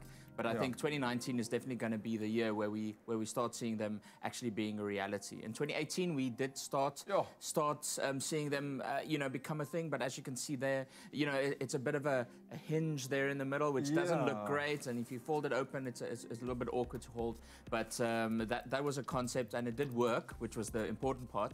But in 2019, we're going to see more foldable displays for foldable devices, and maybe by the end of the year, it won't be weird to have a phone you fold up in your pocket. How small is this thing? How small are we talking? How big? So when you fold it up, it'll probably be the size of a normal phone. So you fold it open, it'll be kind of like a tablet size. Okay, okay. I guess there's a need for that out there, eh? Apparently. Just the fact that we can bend screens now, that's an achievement by itself. Yeah, the problem is not bending the screen. The problem is bending the rest of the phone. Bend your mind around that. Anyways, then we also saw some great phones coming out. Of course, the Samsung Note 9. We played around with that, and then there's manufacturers that created what they call a bezel-less screen. What is a bezel-less screen, and what do you think we can expect from smartphones specifically this year? So 2018 was kind of known as the year of the notch. So it obviously started with the iPhone 10 that came out a couple of years ago now. I can't believe it's more than 12 months ago.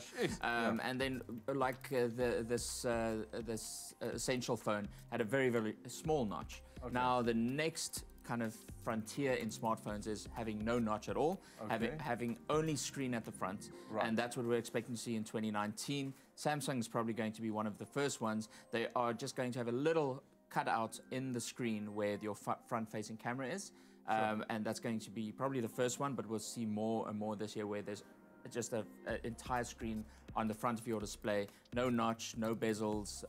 It's going to be an interesting year. So just straight on screen. Okay, well, that's definitely something to look forward to as well. In terms of TVs as well, we've seen 4K coming out as well. What's going to be happening in TV and in video this coming year? What do you think? Yeah, 2017 was the year of the 4K display. Unfortunately, there was no 4K content yet, so 2018 was where we got all the 4K content. Yeah. Now, 2019 is probably going to be the year where all of this becomes more mainstream. The 4K screens are going to get a lot cheaper. They've already become a lot cheaper. I mean, just a couple of years ago, it would have cost you to something like 100,000 Rand for a decent 4K screen. Exactly. Now it's all the way down to about 10K.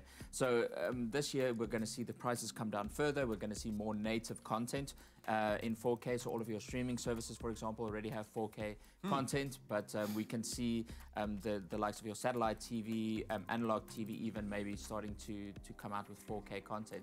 So 2019 is content here, not screens here. Okay. Well, screens in terms of your phones and foldable screens, those kind of things. But TV 4K, man, here we go. Tianas, thank you very much for joining us.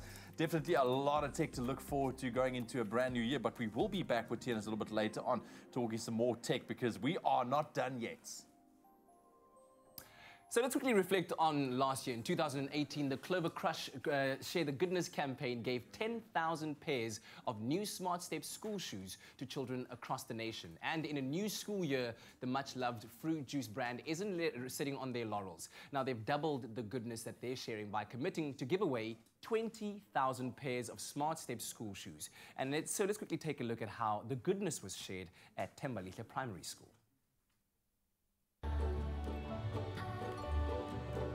Crush, your daily dose of goodness. Now also available in long life. Made with love by Clover. Here at Thembalihle Primary, the motto is only the best is good enough. That inspired Crush to bring their A-game by sponsoring brand new footwear to each of Principal Nomasonto Novuno's school children. When I found out that we are going to receive school shoes for the whole school, I was so excited. I was shocked. It was amazing for me to hear the news. I felt that God has heard our prayers. Most of our learners are getting grants. That is the only money that they've got in their houses.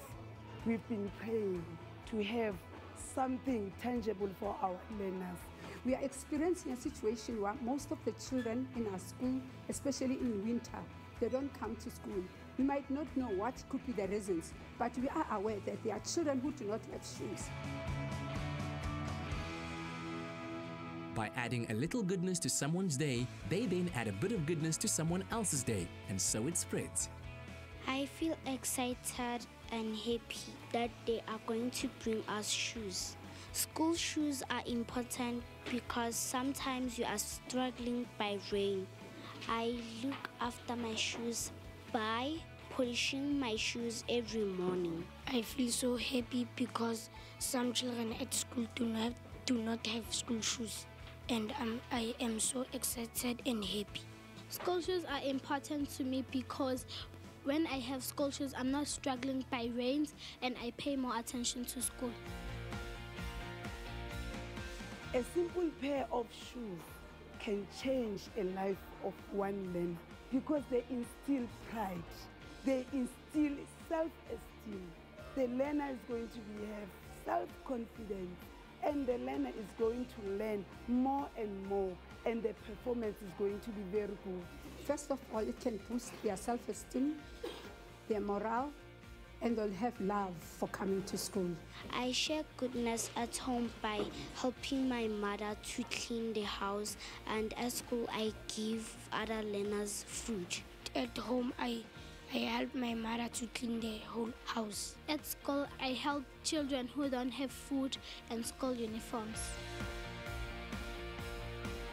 When the students heard about the good news that they were going to be having brand new school shoes, they were very much excited.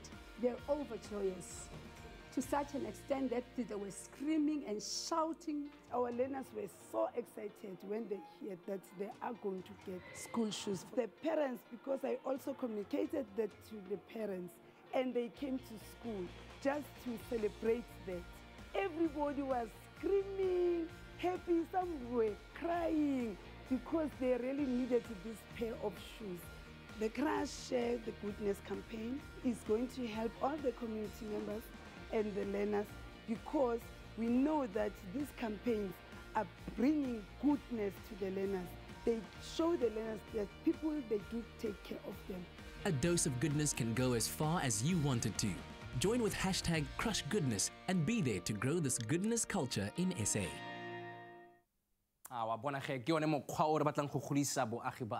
So from nominations made by the public, 20 schools from across the nation have now been selected, and in the new year, 20,000 children will be stepping into the new year in their brand new Smart Steps school shoes. Yet another way that the #CrushGoodness project is spreading goodness and lifting spirits all around South Africa. Well done, guys. Crush, your daily dose of goodness. Now also available in long life. Made with love by Clover. Okay, it's that time of the year, and that means for most people like me who feel like the food has not been your friend post the festive season, it's time to get into your fitness workout. And if you're looking for one that's going to wake you up this morning, we've got Cindy from Shake It with Cindy and the ladies. Homegirls, you heard my plea earlier. I said to you, I need to lose 10 kilos in 5 days. He wants it to work. Okay, so what are we going to do? We're doing a Zumba workout. Yes, we are. Let's go. Okay, with arms up. What does this do? So basically, you're just warming up before you start. Okay. So move your hips. I could do that. There we go. Swing, swing. Come well on. done. All right. Now, step to the side. Roll your hips. Hey. Now use your arms. Am I getting a six-pack while I do this, or what? You're getting Otherwise, everything. it's pointless. What am I doing when I do this? You're working your abs, Okay. your arms, and you're getting the heart rate up. Now, low. Huh? Okay, I can feel that on my legs. Now you're working your inner thigh and your glutes. All right, very important areas to work out. Ready for your favorite move? Okay. Now. Lower.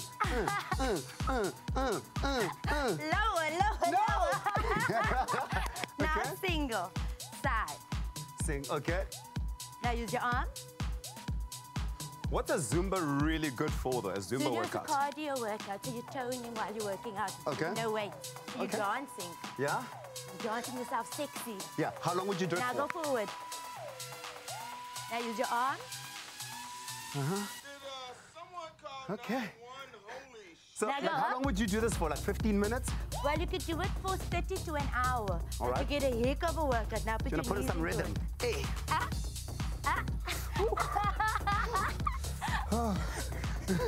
How you feeling? Okay, take it The back fitness up. levels aren't all the way up, so...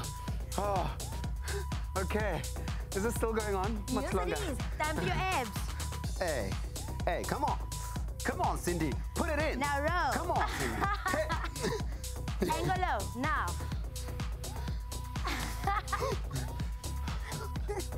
It's torture. Down. Lower. There we go. And side. Okay. Almost there, not yet. Now. And forward. Now. Now use your arm. Yeah. Okay.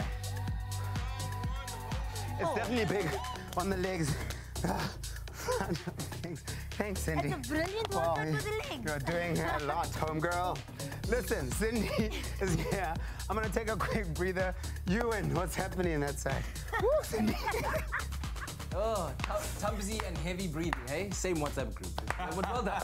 Well done. Great attempt. Listen, we're going to be taking a very quick break. When we come back, of course, it was a big weekend. I think the first of the big events happening on the Cape Town calendar. Talking about the Queen's Plate, yes, and all the fashion that went down. Yeah, and from made in Chelsea to making it in Cape Town, Alex Mitten is here, ladies and gentlemen. Ladies, you can applaud him, It's great to have you here, man. We're going to have a chat after the break, so hopefully you get all the powder you need right now. I'm gonna be very that contoured. face needs a lot of work. Gonna be So contoured. much work. Oh, gosh. Dude, jealous.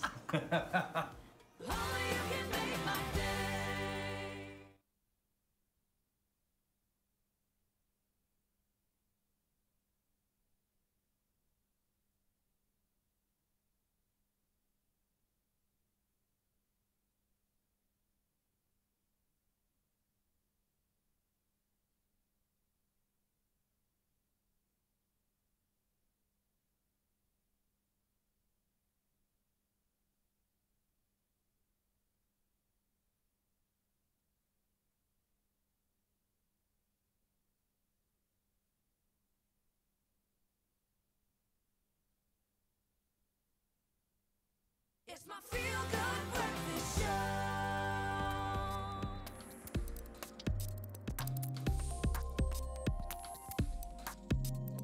Welcome back. You're tuned into your Feel Good Breakfast Show, Expresso, right here on SABC3. So good to be hanging out with you. Thank you very much for tuning in to our first day back at work, and I do hope that you are feeling great at that as well. Right now, we're once again sitting down with our tech expert, Tienus Jans van Rensburg, talking about some of the biggest tech trends that 2019 will hopefully bring us. Tienus, thank you very much. Welcome back. Cool. So we've touched on everything from foldable screens to 4K. Now, lab-grown meat. It's been quite a topic throughout the past year. What's happening with this regard?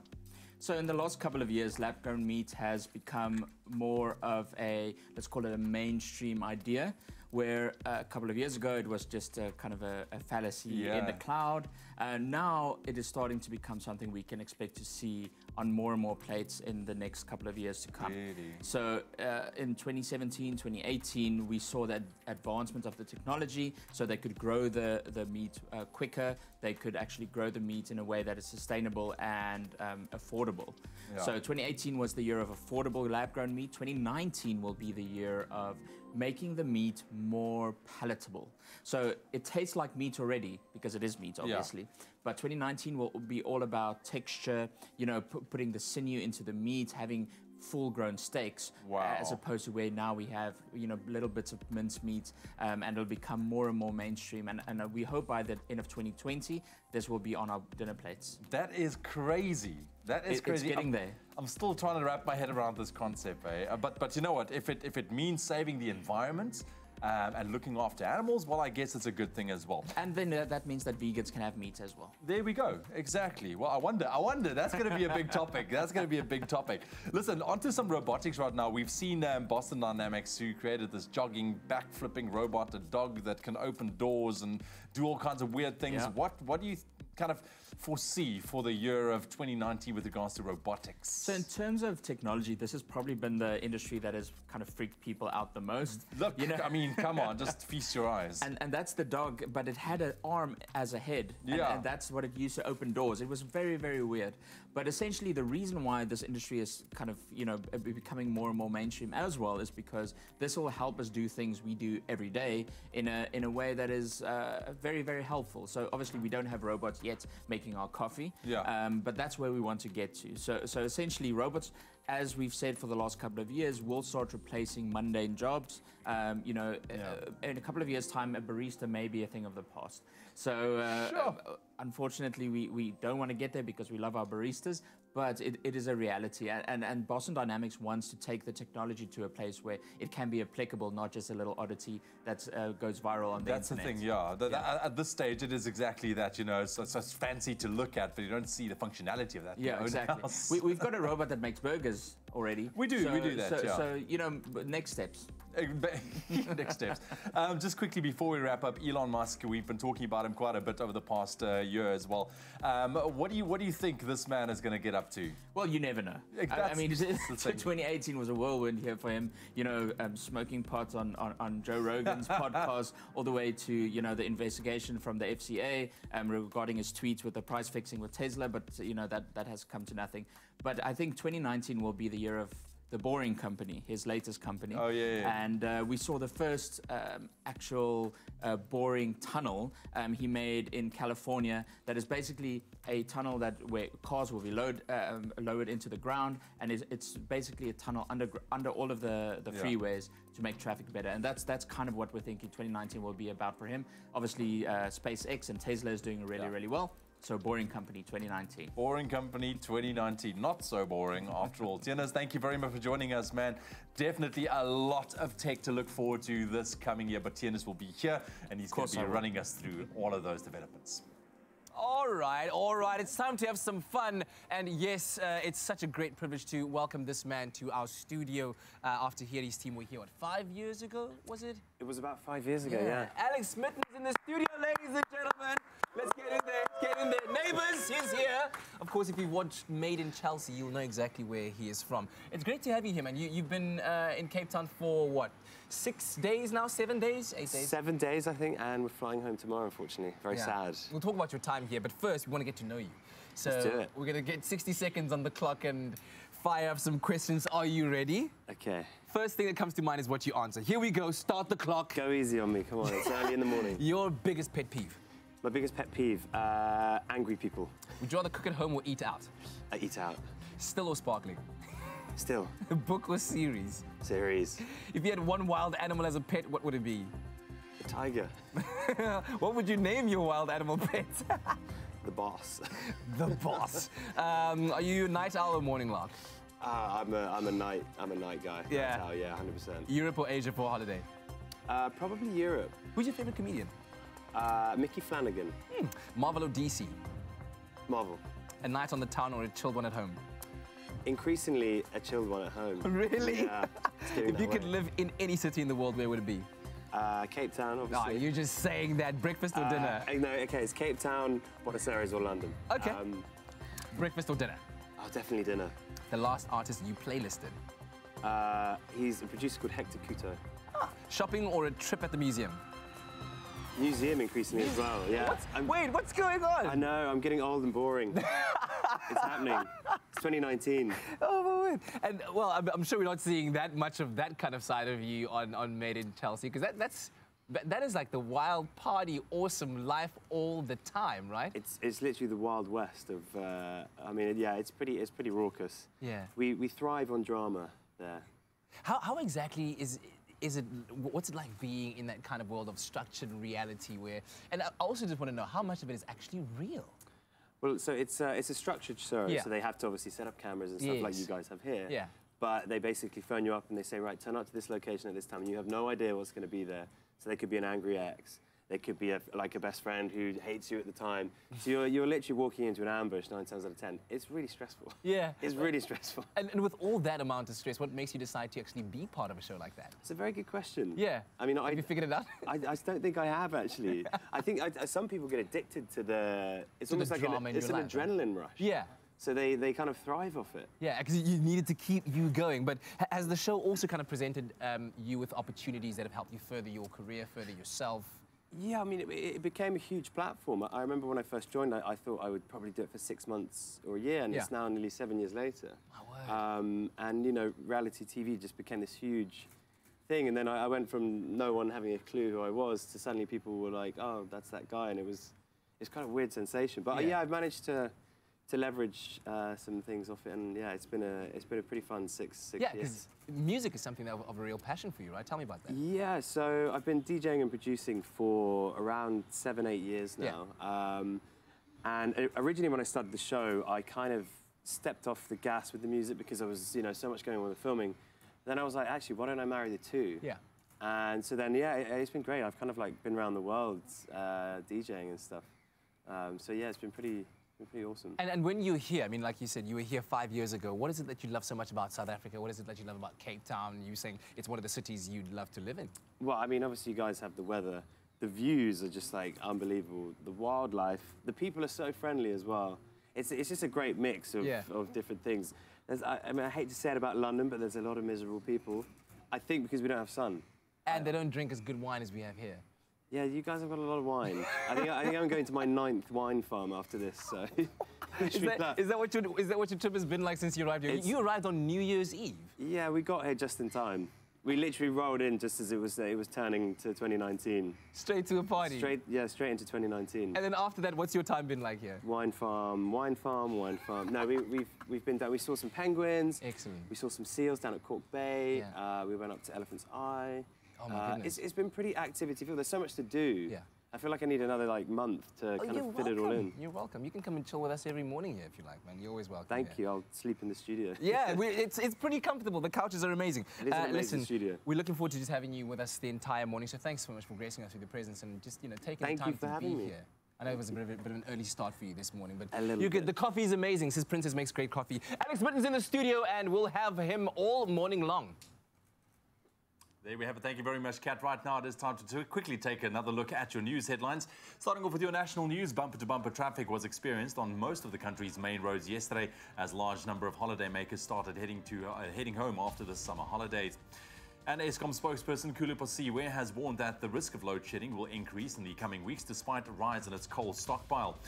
Then making international news headlines, the long-awaited announcement of the results of last week's Democratic Republic of Congo presidential election promised for yesterday has been postponed to a later date. And US President Donald Trump has refused to promise or compromise on his demand for a wall to be built along the Mexican border, the cause of a partial government shutdown. And finally, while matric results have dominated the news in the past few days, a very different group have celebrated for the same reason. Inmates serving in South African correctional facilities have registered an impressive 77.3% matric pass rate for the 2018 academic year.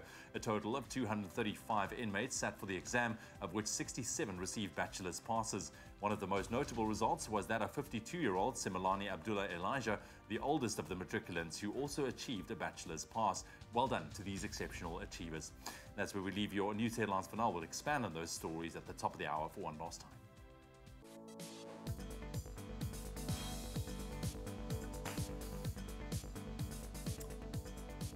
Well, sports headlines on the half an hour. The Proteas beat Pakistan by 9 wickets in Cape Town yesterday to take a 2-0 lead in the 3-match series. The third and final test gets underway in Joburg on Friday.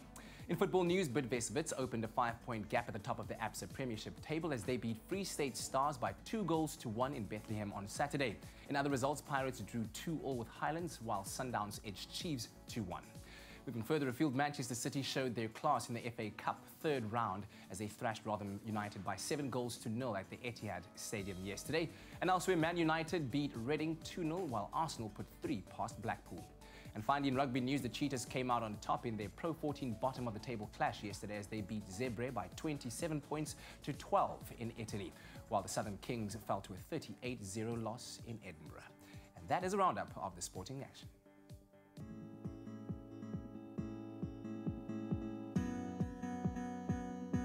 Thank you, Kat. Let's take another look at your roads this morning. If you are in KwaZulu-Natal in Pinetown, there has been an accident on the N3 westbound before Spaghetti Junction. Traffic is bumper to bumper and causing heavy delays there, so please use the N2 as an alternative route this morning. In the Western Cape, Athlone on the N2 inbound, there is a stationary vehicle before Jan Smuts ramp. The left lane is currently obstructed and delays can be expected. Please approach with caution. And the trains, Northern Line Metro Rail says all Wellington trains to and from Cape Town will operate via Montevista due to vandalism between Belleville and Thornton. Delays can be expected. Please allow for extra travel time. The next report at 8 o'clock. Well, thank you very much, Tabito. Let's quickly take another look at what's happening with regards to your temperatures going into your Monday morning. And it looks like mild to very hot temperatures can be expected across South Africa, with some rain and thunder showers expected as well in certain areas. And also remember to send us your pictures. We'd love to see what it looks like in your parts of the world. Take those pictures, maybe a beautiful sunrise, and share it on our Facebook page. That's Expresso Morning Show SABC 3. Your temperatures for your Monday morning. Polokwane is starting off on 16, your maximum 26 degrees. Mbombela 18.25, Pretoria on 17.27, Johannesburg 16.25, Maikeng 20.31, Klerksdorp 19.30, Kimberley 20 and a very hot 37 degrees, Bloemfontein 17.32, Richards Bay 18.29 with some rain expected. Some rain forecast for Pietermaritzburg, 17 minimum, your maximum 27, Durban 21 reaching a high of 27, Mthatha 17.30, East London 20 with a maximum 27, Cradock 17.35, Port Elizabeth 18.26, George 17 reaching a maximum of 24 degrees, Sutherland 15.32, Cape Town 17.24, Worcester 15.36, Springbok on 10 minimum, your maximum 27, and Uppington 21 and a scorching maximum of 40 degrees Celsius. That's a wrap of your weather and your temperatures for the 7:30 bulletin. I'll bring you a final update just after 8. Alrighty, a quick check-in with you on our social media right now. We're on Facebook. We played Guess Who a little bit earlier on. You know how it works. We show you a picture, we give you a couple of clues, and then we asked you to guess our mystery personality. And we said this South African track athlete and Olympic gold medalist is celebrating her 28th birthday today. Happy birthday. She recently also graced the cover of Forbes Africa Women. Can you guess who it is? And I think most of you would have gotten it right. Kerry Lee Avis says, welcome back, Expresso. This is the great runner. This is Caster Semenya. Of course it is. Nadine says, our first lady, Caster Semenya. Victor says, it's Caster Semenya. Happy birthday. Cornelia also says, none other than Caster Semenya. Happy birthday, you legend. Samkelo, it's Caster Semenya. Happy birthday to her. Mamolo, Mulamudi Are morning, it's Caster Semenya. Happy birthday. I think a lot of you would have gotten it right. If you didn't get it right, hey, but nah. Country, which South Africa do you live in? But a very happy birthday to the legend, the Cobra that is Caster Semenya. Nikki. All right, we're taking a quick break right here on your Feel Good Breakfast Show, Expresso. Nick Strelitz.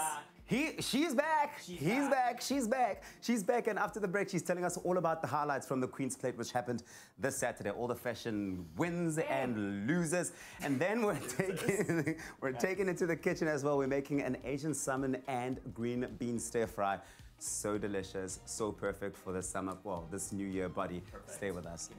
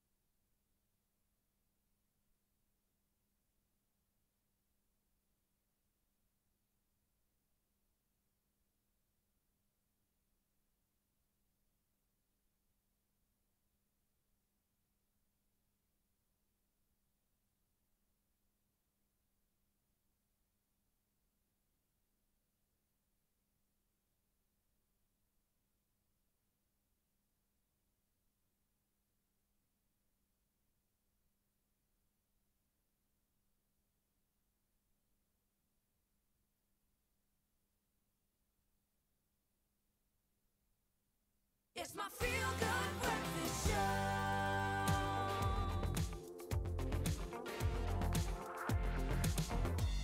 Welcome back to your Feel Good Breakfast Show. So good to have you join us on the first day of the year as we take a look back at what was a great weekend. Of course, the Queen's Plate Racing Festival. Now, in its 158th year, one of the most coveted days of horse racing globally, and it was once again a highlight on the social scene. Absolutely, but it's not only about the horses vying for gold, as some of South Africa's biggest stars descend upon the finely manicured lawns of Cape Town, all in the hopes of garnering the title of Queen's Plate Best Dressed, right? It's a thing. It's really a thing. And it's also, of course, a fashion throwdown, setting the tone for the 2019 year. And of course, our Expresso fashion editor, Nick Strelitz, is here to know and to give us all that we need to know about it. Hey! He is loved. He is loved and admired by all. By 5 people. That's more than 2018. 2018 I was at like 3. So now I got 5 fans. You're off to a good start. My ego is bigger than ever. You're gonna hate me. Oh, man. 158 years. I mean, that's incredible. She is old, girl. Yeah. But she's beautiful too. Stunning. It's always such an timeless. epic time to see everyone dressed in their different shades of blue. It really is. What was your experience like at the Queen's Plate? Listen, the Queen's Plate brings the star power. The power. So, I mean, if we look back to past Queen's Place, obviously the likes of Miss Nzama Mbata, Naps Mapanyane, I think this is minutes before they broke up. Come on, okay. I just think Nick. This was, I was there. I was behind in a tree and I heard there was a conversation that went down. Nah, I'm just playing. What's wrong with you? You can't start off the year with like shame. It was a show. Stop. They look amazing. She's serving massive underboob, which we love on Expresso. We love an underboob.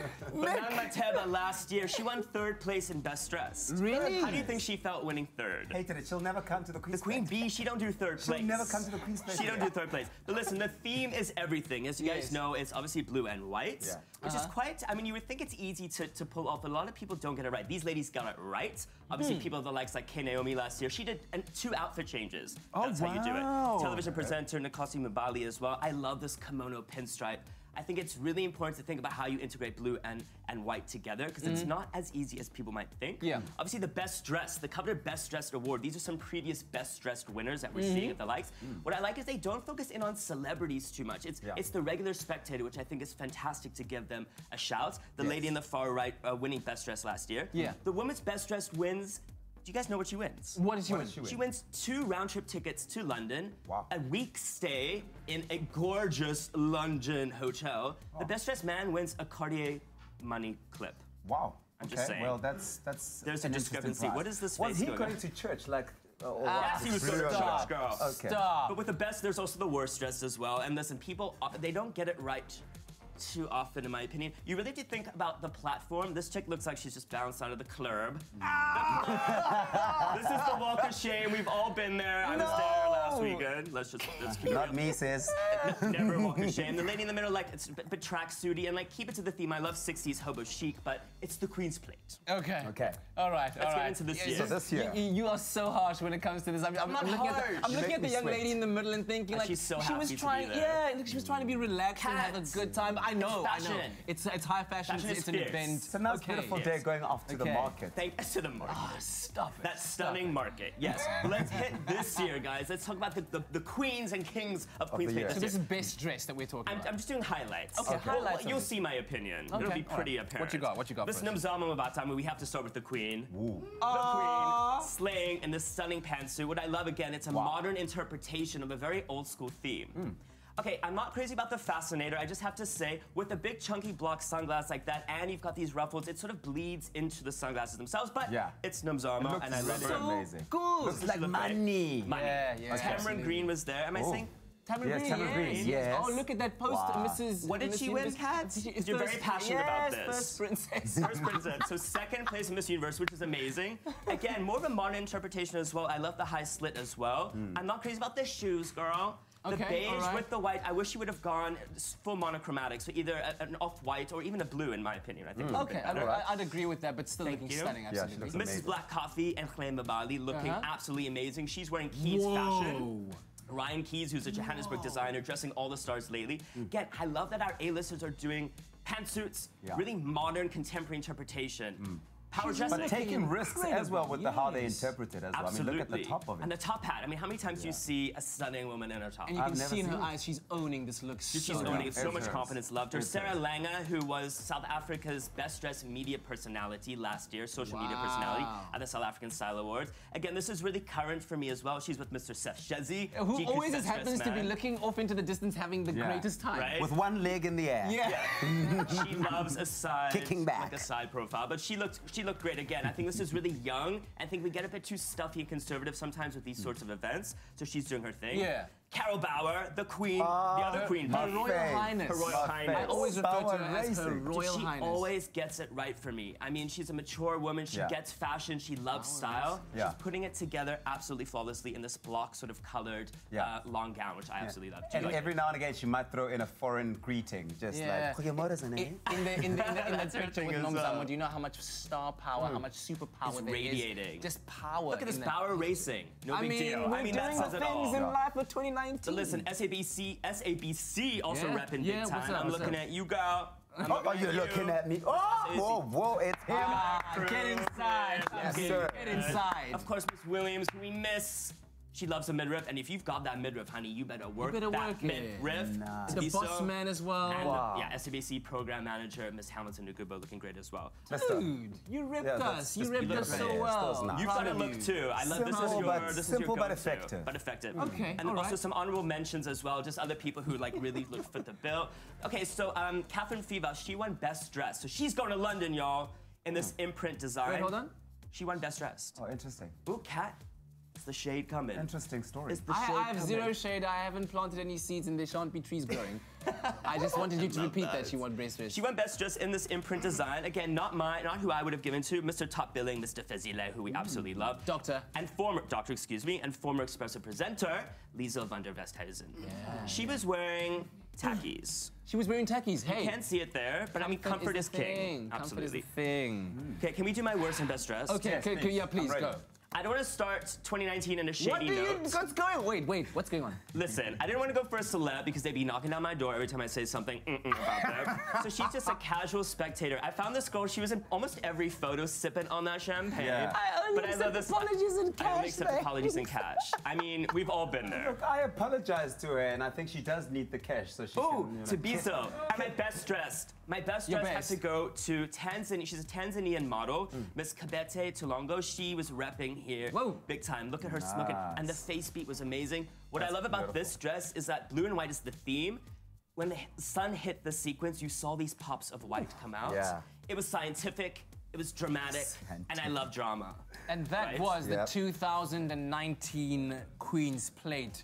Fashion broken down for you by Nick Strelitz. Can't wait for more fashion moments with you, man. It's coming. Oh, You're wow. gonna hate me. Yes. Sticking to that blue and white theme, Manala joining me in the kitchen right now. How's that fashion, eh? Hey, we had a good laugh. Thank you very much, Nick. Right now, we are going to be making something delicious, something healthy, following from the festive eating. Did you enjoy yourself over the festive season?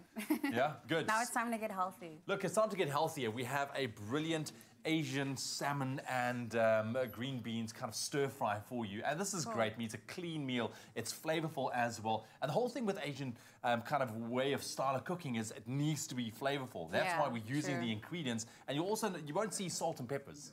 Cool. You know, it's just what the ingredients give you. It's perfect. We're also using our Be Well wok oil, which has got a high flash point. So you really get that caramelization with your ingredients. And it's got like a flash point, high smoke point, you know. So you can actually stir fry properly. Great ratio of omega-3 and omega-6s in there, and it gives you this great little kind of flavor to your ingredients as well. So I'm going to start with that, Manala. Cool. How's your cooking here? Okay, cool. It's on. No, it's on. It's great. I'm just checking. How's your kitchen skills?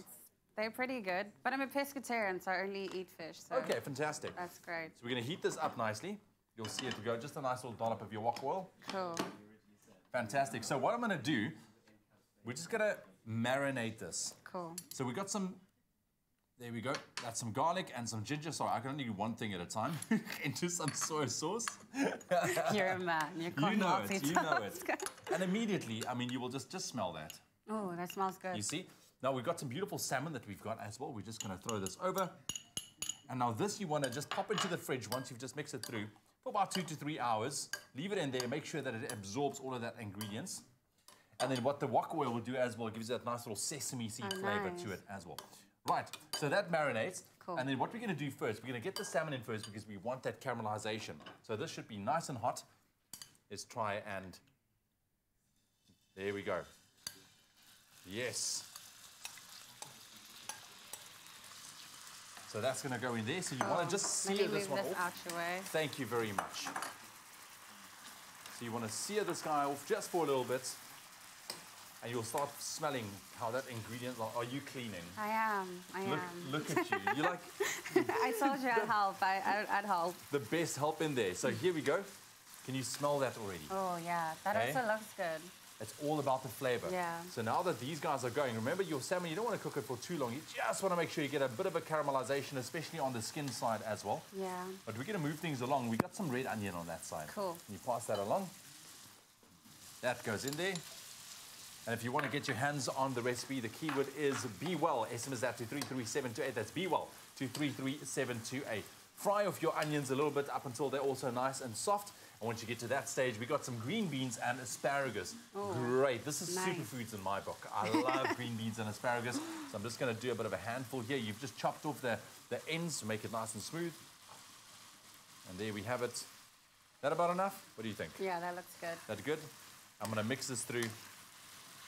Oh, and the flavor's coming out just absolutely really amazing. nice. And this is nice. Really I mean, this is something that I look forward to kind of eating now, especially after the heavy eating over the festive season, the bit more drinking that we've been doing as well. You want to cleanse the system. So make sure that you get your greens in just like that. You cook that down up until it's nice and soft. but you still want that crunch to it. Yeah. And then you dish it.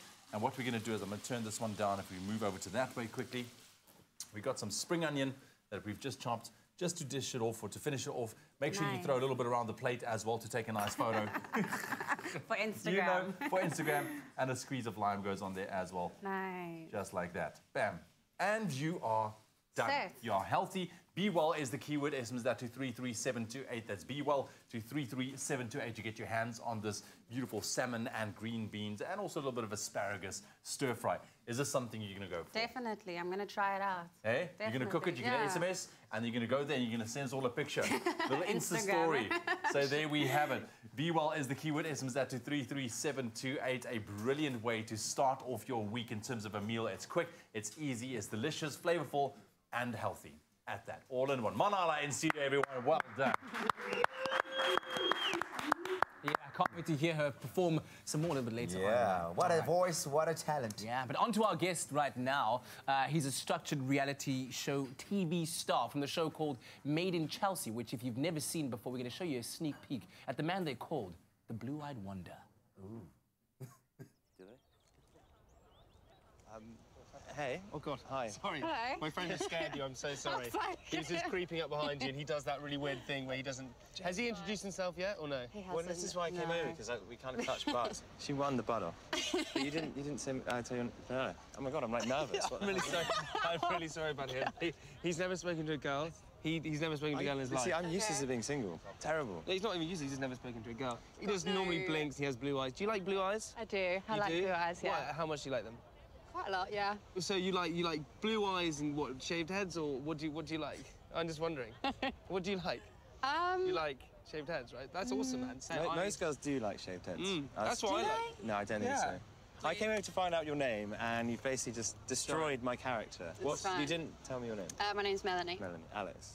Nice Lovely to meet you. Jamie. Nice to meet you. Nice to meet you. Did you enjoy the set? Whoa, okay, look at that, Alex. All right, now, Alex admitted he's been starring in Made in Chelsea since 2013, and while he's visiting here, I mean, we know that on the show, he's one of the, young, affluent people that live in West London. We thought, let's get a show and tell from him. You're going to show and tell us how it's done on Made in Chelsea. Now, welcome to Expresso. Yeah, Thank you. Thank you for having me, guys, and happy 2019. Yeah, man, it's good. Yeah, exactly. We're looking forward to a great year. But my first question was stuff like this as well, because, knowing that we are live TV presenters and how much this world can expose you because it's not scripted. There's obviously content that you drive according to, but it's very much you. What makes you decide to be part of a show like that, that opens up your life like that? Yeah, I mean, it's a very good question. Everything is laid bare. You have no control over what goes into that show. Yeah. So, you might say something that you retrospectively look back and go, oh my God, I wish I hadn't said that. I've just stitched up my best mate. I've told someone that he cheated or whatever, and you go, oh God. But yeah, so your whole life is just laid out for everyone to view and then take an opinion on social media. Exactly. So, I mean, there's a lot of perks with it, and it depends what you want to do. A lot of people start businesses off it. A lot of people go into TV and stuff like that. Yeah. So it's kind of worth sometimes taking the hit. Yeah. A lot of what we see on the show is, revolves around the dating lives of the stars. We see so much of that, and it must be quite a bit of pressure for you. What's the scrutiny like, especially now with your relationship that you're in with Georgina Howard? Yeah, so I mean, when you have a relationship on the show, the producers are very good at unearthing any hidden secrets that maybe, So they'll... Lingering. They'll do their research. They'll, find out if you've done something naughty. And I learned the hard way that if you have been a bad boy, things do come out. There's no hiding. But with my current relationship, she's not actually on the show with me, so it's slightly less scrutinized, which is nice, because it gives you... It's very hard to have a relationship on TV, because everyone's got an opinion. Arguments get blown way out of proportion because it's put onto such a bigger scale. Thinking about that, how much control do you actually have in terms of saying to the producers, yeah, I'm comfortable with exposing my relationship to the show versus no, I'm not? You don't really have much control. When you sign up, you sign up. You kind of got to give everything. Yeah. I mean, I've been doing the show for quite a while now, and I've given quite a lot. So I feel like I've done a lot of my time. It looks like a lot of fun, by the way, man. You guys look like you're having a ball. It is great. Like, it's an awesome opportunity. I've travelled the world with it, and we came to South Africa 5 years ago. We shot in a safari park, which was awesome. I got to cuddle lion cubs. But this show has definitely placed you guys in so many different other platforms, and now you've ventured into music as a DJ. What's that like for you? What's going on? What can we expect from you in terms of that? It's cool. I mean, I was saying earlier that I was DJing before I started the show, and then I did the show, and I kind of stepped back from the DJing because I didn't think the two would work. And then I was like, why not? Like, just marry the two. Makes so much sense. And now I've kind of traveled the world with it. I've been in America, I've been in Ibiza, and you know, yeah, it's been awesome. That's amazing, man. All right, well, there it is. Is that your latest? No, that's a very, very old track, actually. Still a classic, a good classic. We don't let it go. That's very kind. Who are you working with right now? Are there any future prospects of collaborations with? There's a few producers in the UK, probably none that you guys would know, like sort of more underground stuff that I'm working on at the minute. I'm taking a bit of a step back and just working on writing a load of new music, trying to approach 2019 with a bang. Yeah, okay. Alex Mitten, he's here on your Feel Good Breakfast Show, Expresso, all throughout the morning. We're going to be taking you to the kitchen at some point this morning. We want to see what you're made of. Oh, really? I can't wait to see that. Yeah, I'm pretty damn good. Well, also still coming up to the break, we're going to be talking to Dr. Eve. She's here talking about New Year's resolutions in relationships. Should you do it? How should you do it if you are doing it? All of that after the break. Yeah.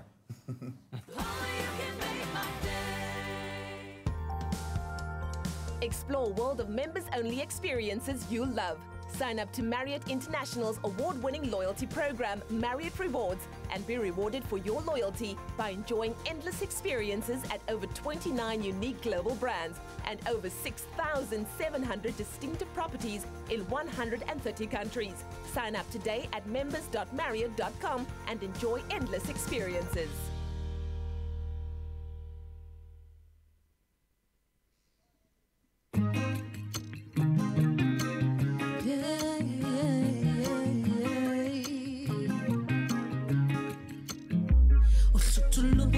Bambi bonke, da bona apo, so cool, so cool.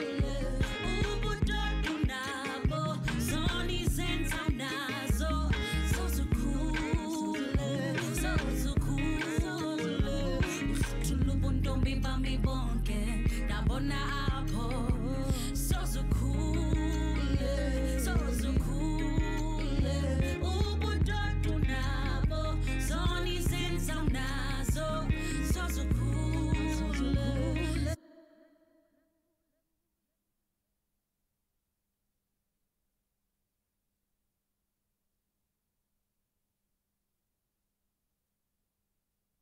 It's my feel-good breakfast show. Welcome back to your Feel Good Breakfast Show on this Monday morning. So good to start off the year with you. Manala is in the studio and ready to make music for us. Here she is with a song called Soze.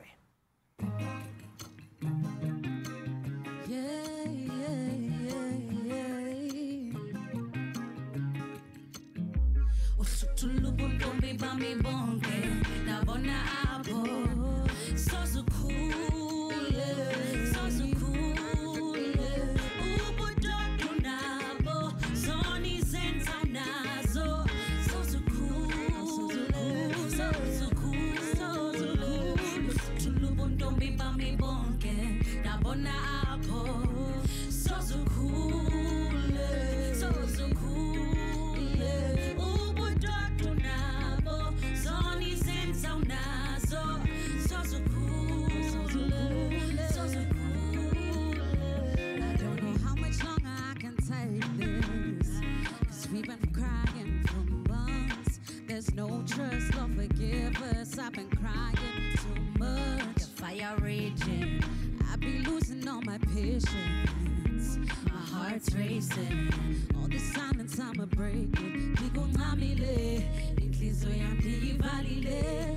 Ukwazenza izinto ezibalileyo. Ma ungubaniwe, inhliziyo yami ivalile. Ukwazenza izinto ezibalileyo. Ma ungubaniwe. Tulubundombi bami bonke, dabona apo. So cool, so cool.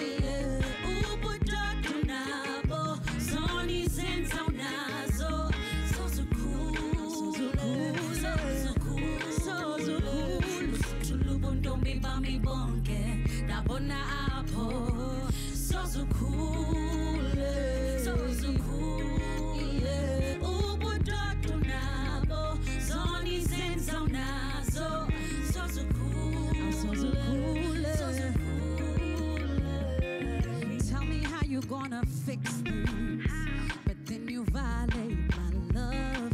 It's unjust how you do stuff. Stop pushing your luck. You can't change this. I ain't staying, cause we've been through too much. I'm sorry, but digo ngamile. Inhliziyo yami ndiyivalile. Kwazenza izinto ezibalile. Ucima ungubani we. Ungubani we. Inhliziyo yami ndiyivalile. Kwazenza izinto ezibalile. Ucima ungubani we. Usithula ubuntombi bami bonke. Ndabona apho. Sozukhule. Sozukhule. Ubudodo nabo. Zona izenzo nazo. Sozukhule. Sozukhule. Usithula ubuntombi bami bonke. Ndabona apho. Sozukhule. Sozukhule. Ubudodo nabo. Zona izenzo nazo. Sozukhule. Sozukhule. Thank you. Brilliant stuff. Thank you very much, Nala, right here on your Feel Good Breakfast Show. We can look forward to another performance a little bit later on. Right now, though, 8 o'clock, time to take a last look at your news headlines. Starting off with your national news. Bumper-to-bumper traffic was experienced on most of the country's main roads yesterday as large numbers of holidaymakers started heading for home. Close to 1,700 vehicles per hour was recorded on the N3 North as holidaymakers left the KwaZulu-Natal coast.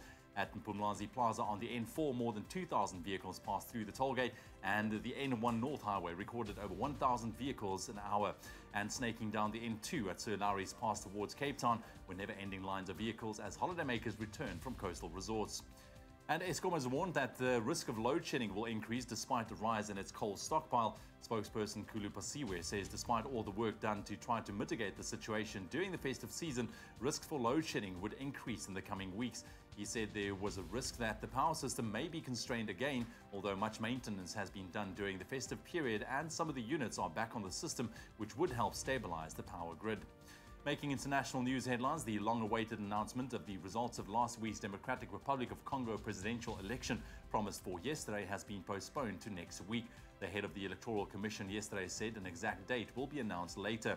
Meanwhile, the Catholic Church has warned that publishing untrue results of the presidential election could lead to a popular uprising, and US President Donald Trump said military personnel had been deployed to Central Africa to protect US assets from possible violent demonstrations. And US President Donald Trump has refused to compromise on his demand for a wall to be built on the Mexican border, the cause of a partial government shutdown. He said he did not think he would have to reduce the $5.6 billion in funds he was demanding and repeated a threat to declare a national emergency. Democrats refused to back the funding referring to the wall as immoral. Talks to end the partial shutdown resumed late yesterday with the stalemate now in its third week, affecting some 800,000 federal workers. And finally, for a bit of a creepy story, but one with a happy ending, a 23-year-old foreign national was arrested at Beaufort West in the Western Cape on Saturday after being found in possession of 21 scorpions, 2 spiders and various other insects valued at around 16,000 rand in plastic buckets and bags. Western Cape Police spokesperson Captain F.C. van Wyk said fortunately they were all still alive and well when found. They were safely handed to a nature conservatory to be set free and once again roam the wild. And with that story, we leave your news headlines on your Feel Good Breakfast Show for your Monday morning.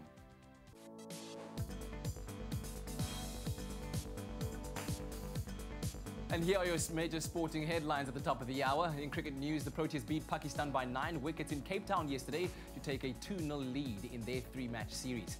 Now, after bowling the visitors out for 294 on Saturday, the Proteas needed just 41 runs for victory yesterday morning, which they managed to knock out in under 10 overs. Now, with the series victory already secured, the third and final test gets underway in Johannesburg on Friday. Let's take a look at football right now. And Bidvest Wits have opened a 5-point gap at the top of the ABSA Premiership table as they beat Free State Stars by 2-1 in Bethlehem on Saturday. While Stars shocked the league leaders with a goal in the second minute of the game, Wits pulled off the comeback win thanks to a goal in each half. In other results from the weekend, Pirates drew 2-2 with Highlands. Cape Town City beat SuperSport 1-0, while Sundowns edged Chiefs 2-1. Moving further afield, Manchester City showed their class in the FA Cup as they thrashed Rotherham United by 7-0 at the Etihad Stadium yesterday. Ilkay Gundogan proved to be the man of the hour in the third-round clash as he provided 4 assists in the Citizens' rout. Also in third-round action, Man United beat Reading 2-0. Arsenal put 3 past Blackpool, while Chelsea downed Nottingham Forest 2-0. And finally, the Cheetahs came out on top in their Pro 14 bottom-of-the-table clash yesterday as they beat Zebre by 27 points to 12 in Parma, Italy. The Cheetahs touched down 5 times to see out their 3rd win in 5 matches as they continue their push to move up the table. While the Cheetahs did get off to a winning start in 2019, the same couldn't be said for the Southern Kings as they fell to a 38-0 loss to Edinburgh. And that is a roundup of the sporting action.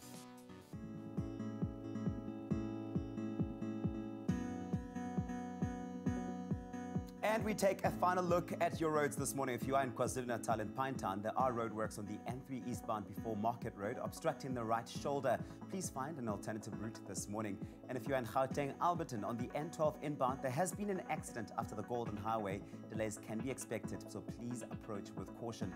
And Southern Line Metro Rail says the current available fleet only allows for 1 train every 30 minutes. The anticipated travel time between Cape Town and Fishhook is 80 minutes due to re-signalling work that's taking place, faulty level crossing booms and sets out of service. That's a wrap-up of your traffic. Don't fear the flu. Boost your immune system with Effaflu C Immune Booster by Pharmadynamics. Effective, affordable healthcare. Thank you very much, Tabiso. Let's quickly now take a last look at your weather and your temperatures going into your Monday morning. And it looks like most parts of the country can expect mild to very hot temperatures. Uppington reaching a maximum of 40 degrees and also some showers and thunder showers expected in certain areas. Your temperatures, Polokwane starting off on 16 minimum, your maximum 26 degrees. Mbombela 18.25, Pretoria 17.27, Johannesburg 16.25 with some thunder showers forecast. Maikeng on a 20 minimum, your maximum 31. Klerksdorp starting off on a minimum of 19, reaching a high of 30 degrees Celsius. Kimberley 20.37, Bloemfontein 17.32, Richards Bay on 18 minimum, reaching a high of 29, and some rain expected. Some rain forecast for Pietermaritzburg as well, starting off on minimum 17 and your maximum 27. Durban 21.27 as well. Mthatha on 17, your maximum 30. East London 20.27. Cradock 17.35. Port Elizabeth 18.26. George starting off on 17 and a mild maximum of 24. Sutherland 15.32. Cape Town 17.24. Worcester 15.36 degrees. Springbok 19 or 10 rather this morning with a maximum of 27. And Uppington starting off on 21, reaching a high of 40 degrees Celsius. Very, very hot in Uppington. That's what I have for you in terms of your weather and your temperatures for your Monday morning. See, Alex, we make people feel good here. That's why I said you could stay around, you know? You do. I feel great. We got treats out. This princess will sort you out. What would you like? I mean, the chocolate donut looks amazing. Yeah, get in there and I'll have a frappe. Thank you very much, Sis Princess. Of course, our guest from Made in Chelsea, Alex Mitten, joins us for some chat. And we're going to go to the kitchen, test out your skills. And then also, our relationship expert, Dr. Eve, is here. Every Monday we talk relationships, and today's topic is all about setting relationship resolutions as a couple. Something that you do? Maybe. I don't think I have actually ever, so this will be a new experience. Yeah, it might be a good idea. Maybe you do it. So share your thoughts with us on social media and give us a call on 0214309881. We'll take those after the break. Here is your chocolate. Oh, did you say donut or muffin? I mean, that looks great. I'll take the muffin. Thank you. Too. I'll sip on this. I was pretty sure. What's your flavor? Cool down the tasty way this summer and enjoy a moment in between with Mac Cafe.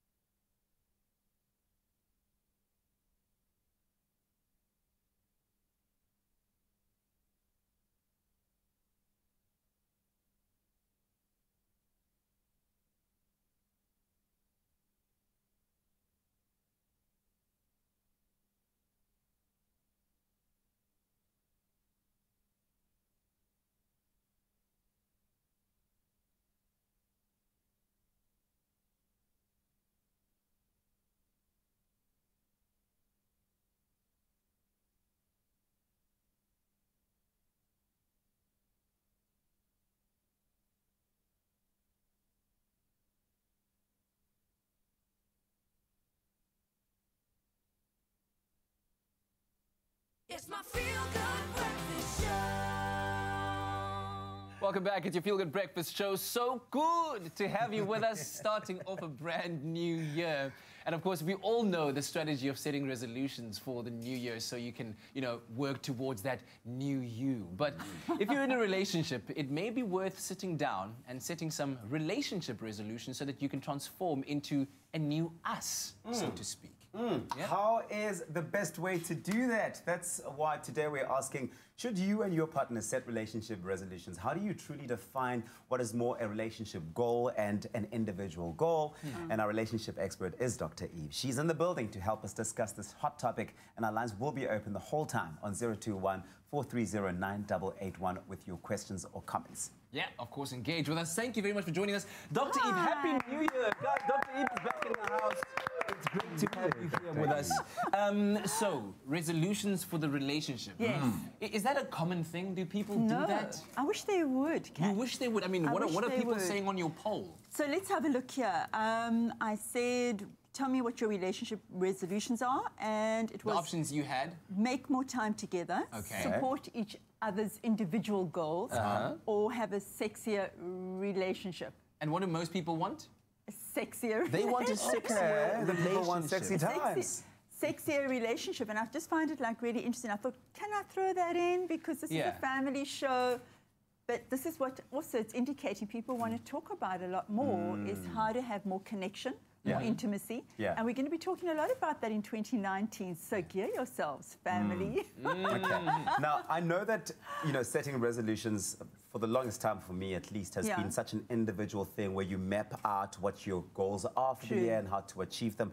Should it be left as an individual thing? Or are you bringing out this poll because you think absolutely not and you're convicted with that? No. So I really believe that it needs to be two individual things. You need to have individual goals. So whether it's like, okay, let's talk Fitbit and let's talk about finances, that's kind of what people commonly talk about. But how much do you really talk about us as a couple?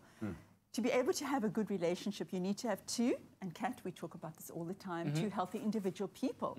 And the purpose of a relationship is to have two people who are supporting and supported by this thing called relationship, right?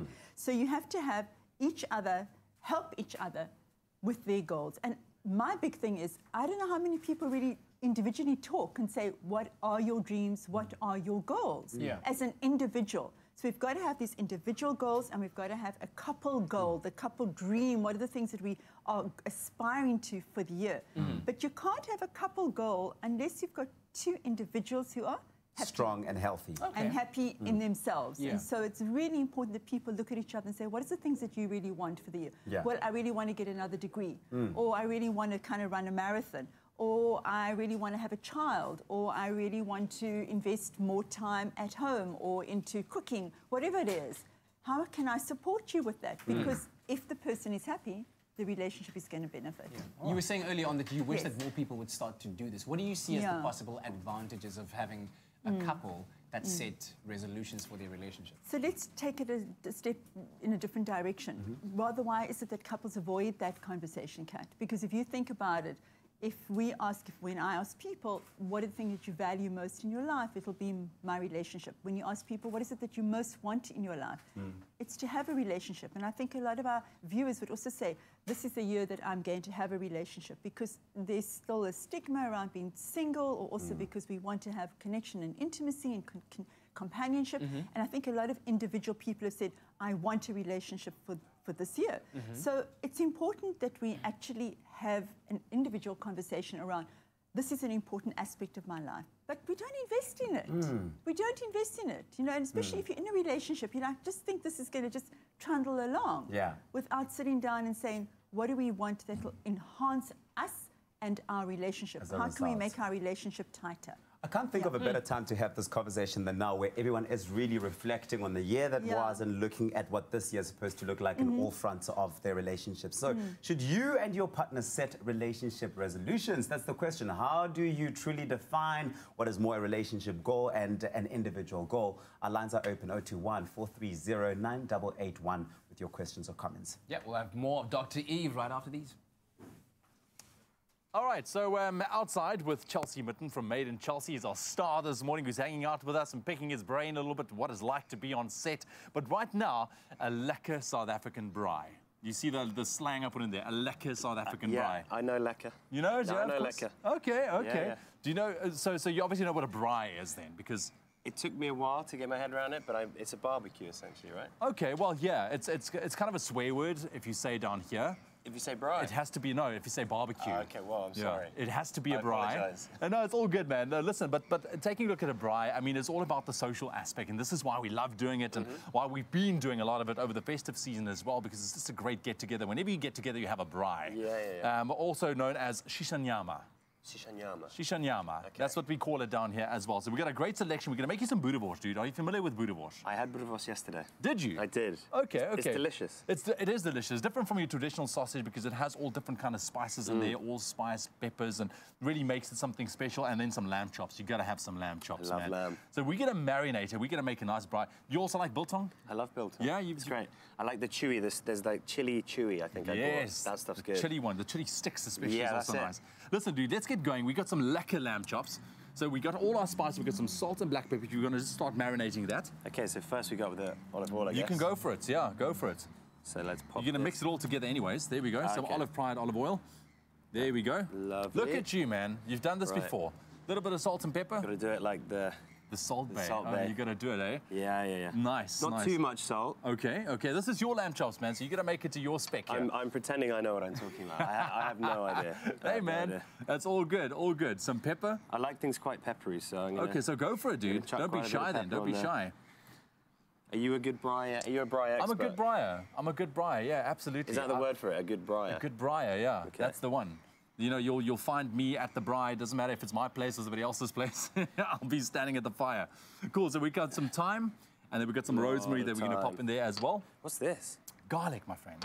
Garlic. That's going to go on there. I knew that. Yeah, of course you did. Yeah, of course you did. I was testing you. You know, you get many variations of garlic. They all look different. No, I'm just kidding. And then some garlic in there. Okay. Oh God. Dude, did you just rub that on like that? Just get everything in there because we're going to mix it together nicely. But I hope I wash my hands. Here's a cloth for you. We got a cloth for you. Don't stress. Right. And then you got to work it, man. Okay. You got to work it in there. Make sure it gets lekker, all the oil, all the different spices. The keyword is braai. If you want to get your hands on this recipe, very easy. But in terms of the spices, the keyword is braai. SMS that to 33728 to get your hands on this recipe. You got to start your Monday off with a braai. Come on, man. Here we go. And then, dude, that goes on. There's a cloth for you. I'm going to pop this on the fire. Take it away. Bam. There we go. And that is just going to sizzle away, my friend. You want that fat to crisp up very, very nicely. And then in terms of the boerewors, you also just get that nicely braaied even up until it cracks. You just want that crack. Can I try a bit? Go for it, dude. I'm going to try this part. Let's do it. You know, beautifully spiced. It's lovely. It's got that like charcoaly. Exactly. And you get all that lovely spice. And then you get some corn, mealies. Pop that on the fire. Some biltong as well. I can't eat and talk at the same time. And then your lamb chops have been beautifully crisp as well with the fat and that. You want to keen to have a lamb chop taste, Dan? When was the last time you had a lamb chop? Yesterday, actually. No, I'm joking. This is the best breakfast I've ever had. Dude, it's a spread just for you. It's an absolute spread. So make yourself at home. Get yourself a piece. The keyword is braai. SMS that to 33728. And this is how we socialize, my friend. And I'm sure you've been here now for a little while as well. I've picked up a few words. The one that I struggle with is having a jawl. Having a jawl? A jawl. Why do you struggle with that? It's lekker you can get your head around, but as a British guy, you just sound a bit strange. Having a jawl. Having a jawl? You think it sounds posh. You sound really posh, yeah. Listen, Alex, thank you very much for joining us. Get in there. Tell us what you think. Oh, that's a lekker piece right there. Spiced. Beautiful. Delicious. That is actually... Sorry. That is... You see, that is what we like, man. That is lekker. That is lekker. That is how you make a braai. The keyword is braai. SMS that to 33728. The recipe will be on our website as well, expressoshow.com. Alex, once again, thank you for joining us, my friend. Good to have you. Enjoy the rest of the couple of days you have left, man. Thank you. Goeie braai, shishanyama. You know what? Maybe that's a good resolution for your relationship. Braai more in 2019. It's a good bonding time. It's a good bonding time. Hey, just a suggestion I'm putting out. I'm liking that because one of the biggest relationship resolutions is you have to eat together. You have to have that dinner time together. I really wish that all our viewers would commit to that as a relationship resolution. All right, listen, 021-430-9881. That's the number to dial to engage in our conversation with our relationship expert, Dr. Even. We're talking about setting relationship resolutions because you want a new year and a new us. Yes. And we have a caller on the line. Our very first caller of 2019. Yes. From Joburg, this is Lebo. Good morning, Lebo. Lebo. Lebza. Lebza Ngwana. Okay. We'll try to get Lebza back on the line. Something is definitely wrong there. All right. Yeah, sorry, you guys were having a conversation. So you were still telling us the different examples of resolutions that people could get into or go on in a relationship. I want to give some examples because maybe people are feeling a little stuck on what does that really mean, relationship resolution. The first big one is communication. Okay. Please do not bring in the four horsemen, or if they are there, get rid of them, which is criticism, contempt for each other, defensiveness, and then stonewalling, which is you just have shut down. So if you're in that space where you're feeling I'm critical, I'm angry, I'm contemptuous, I'm name-calling, I'm being really defensive in this relationship, really consider getting rid of those. The next thing is listening to each other. Make a commitment, resolve to really be present. And if the person says, I am unhappy, please believe them.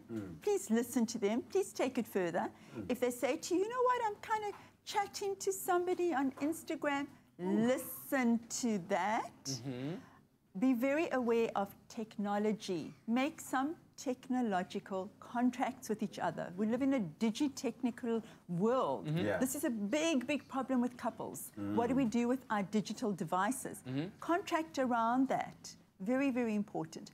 What would a contract like that include? Right, so it'll be like, you are not going to put on your device while we are eating dinner, or put off your device when we're in bed, or when we're in a restaurant together.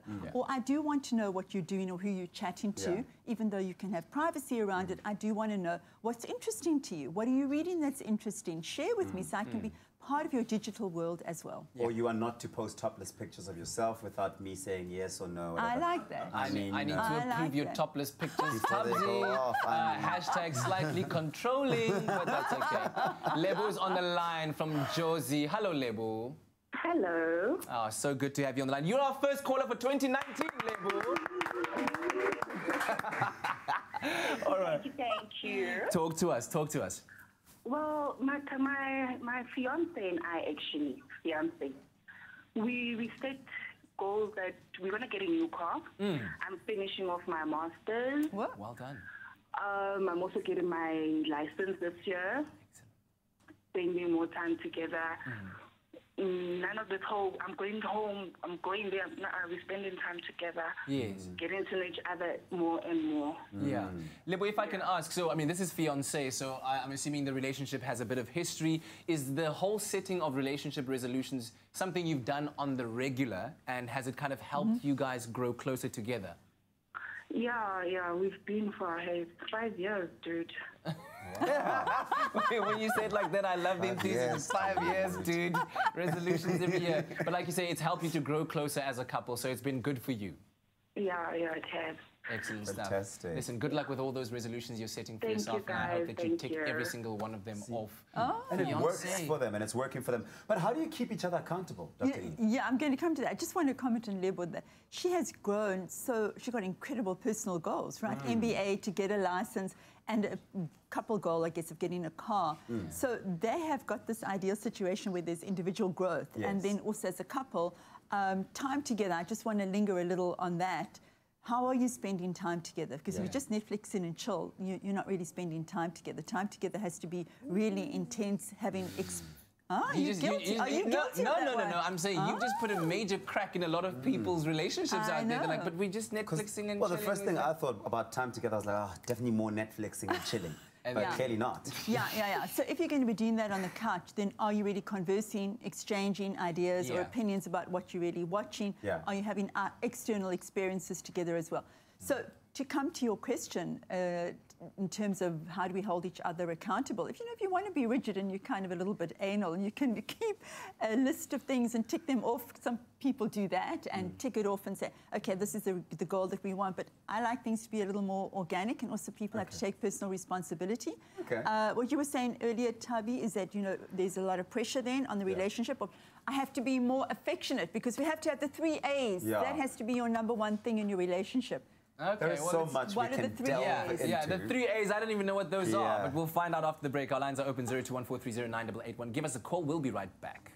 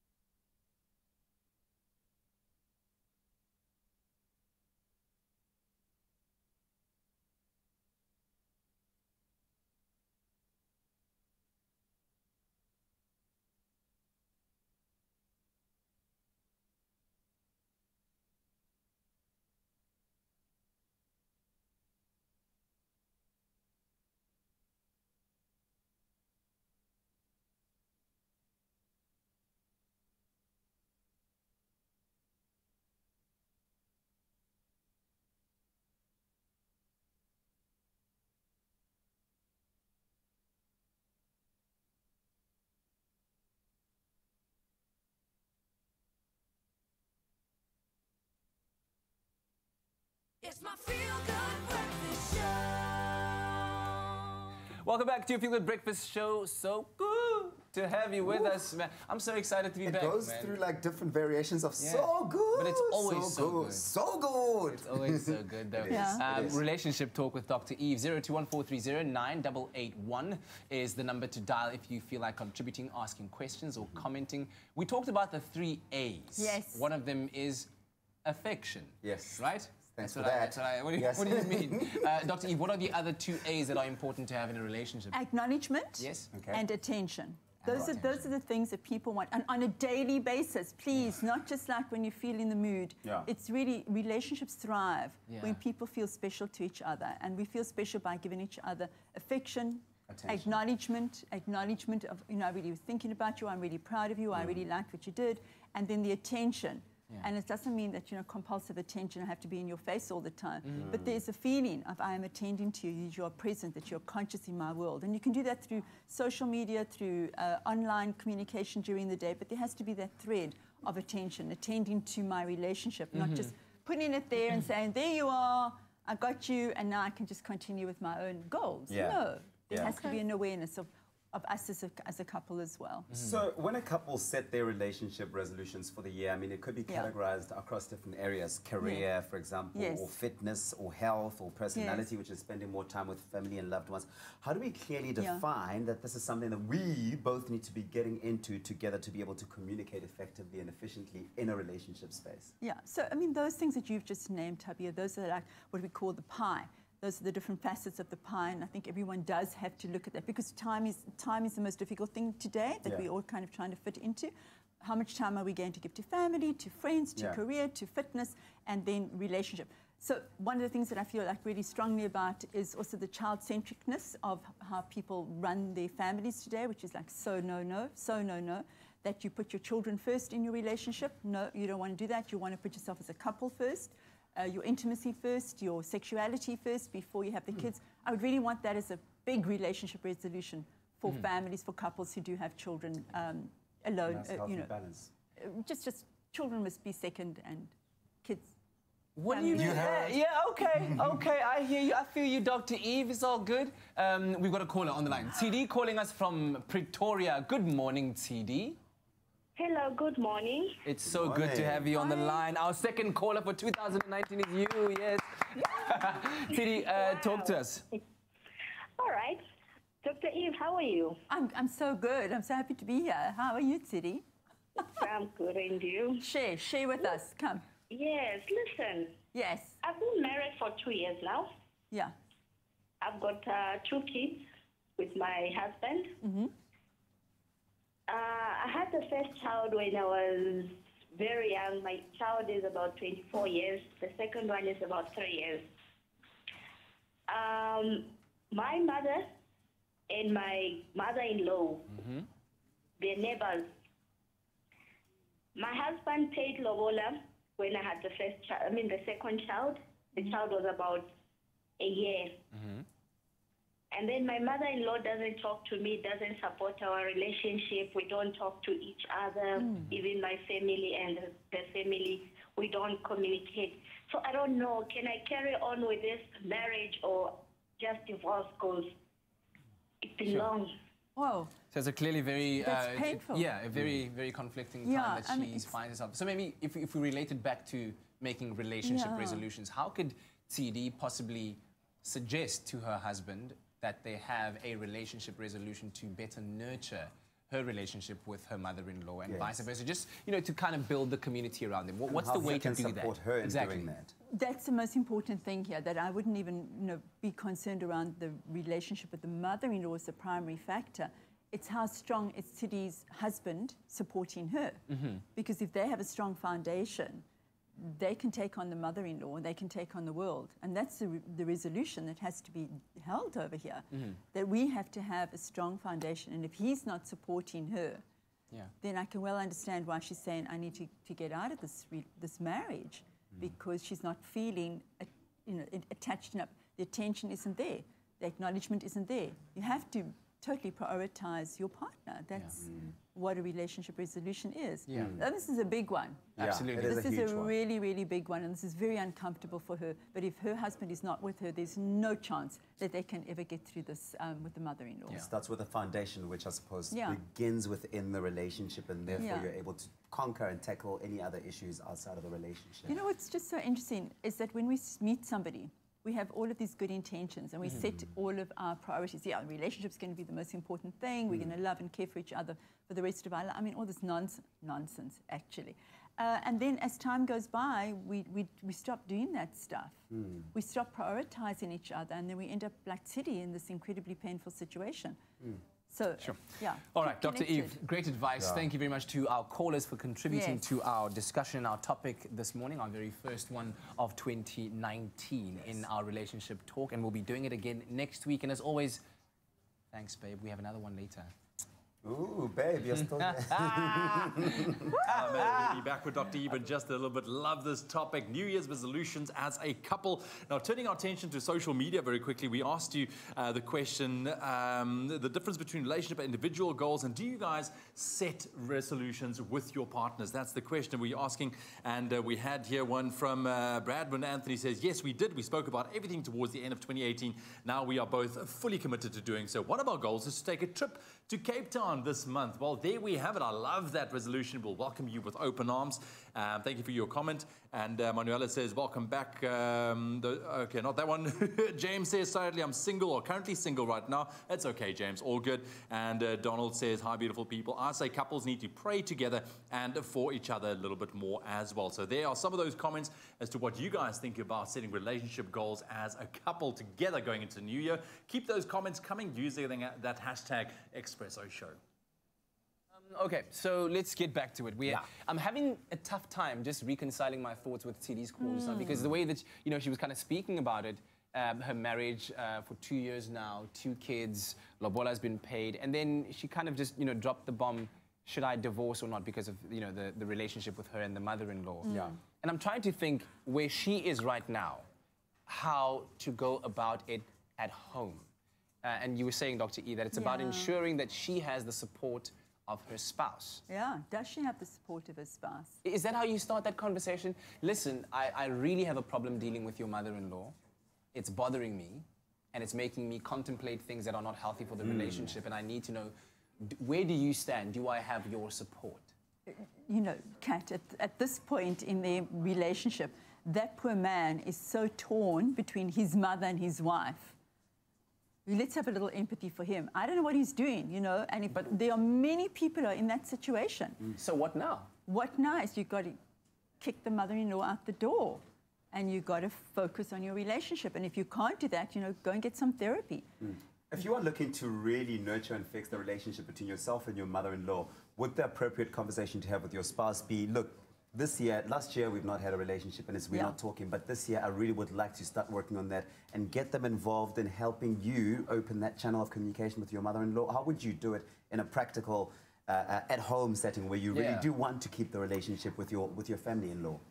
I think it would depend on what the cultural way of doing things. So in a more westernized world would be, let's go for family therapy, where the whole family gets together and resolves it in that way. But then in different cultural settings, it may be the family has to actually manage it and has a meeting and says, we've got to sort this out because we have an opportunity, a situation where could all just end, and that would be tragic in terms of the children. Yeah, so let's make that a resolution for 2019, for those of you, and the many who have family involvement and family disrupting your relationship. Put a boundary around you. You are a family. If you are in a significant relationship with somebody and you have kids or you don't have kids, you are a family and you have to keep tight as a family. That is the most important thing, and manage to keep the external family, extended family, a little distant. You have to do that. I want to just throw in the cyber infidelity and the infidelity, because that's like such a big thing, because we all live on our devices all the time. One of the resolutions I do want people to make is, please define what infidelity would mean to you. What would it mean if you're online chatting, or if you're liking a Facebook friend, or if you are following somebody on Instagram? Please define that for yourself. What would be hurtful for you? What would you see as, this is cheating on me? It's a really important conversation for the two of you to be having with each other. You don't want to be caught with your pants down and say, oh, I'm not having sex with this person, and so therefore I'm not cheating. This is nothing. This is just a chat. But it may feel like an emotional infidelity for your partner. The next person. And that's really, really painful. Excellent advice once again, Dr. Eve. Thank you very, very much. Thank you. And as I said, we'll do this again next week. Let's do it again next week. All right, so what do you make of this whole couple setting relationship goals together? You think it's a good thing? Yeah? I think it's good, but the only problem is if they're unrealistic, then you're going to break them, and then you're probably going to break up. Oh, goodness. You see now, something to think about. Alex Mitten joining us right here in your Feel Good Breakfast Show. He's going to be joining us after the break once again, as we also make a delicious recipe coming your way. A Millie beer and biltong bread due to go with your meat spread earlier on. It's going to be delicious. Stick around. Great.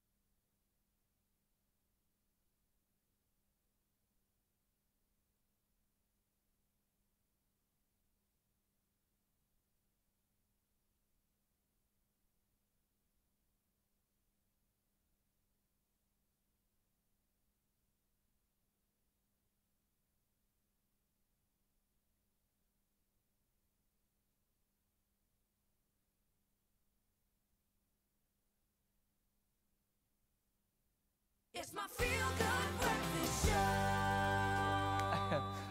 Welcome back to your Feel Good Breakfast Show. Go ahead, Tubbsy. All right, it's good to have you right here on your Feel Good Breakfast Show, Expresso on SABC3. We're back with Made in Chelsea and DJ, star and a DJ, Alex Mitten, and we're about to jump into a game of Never Have I Ever. Now, here's how it works. We're going to ask Alex a set of questions that will reveal some truths.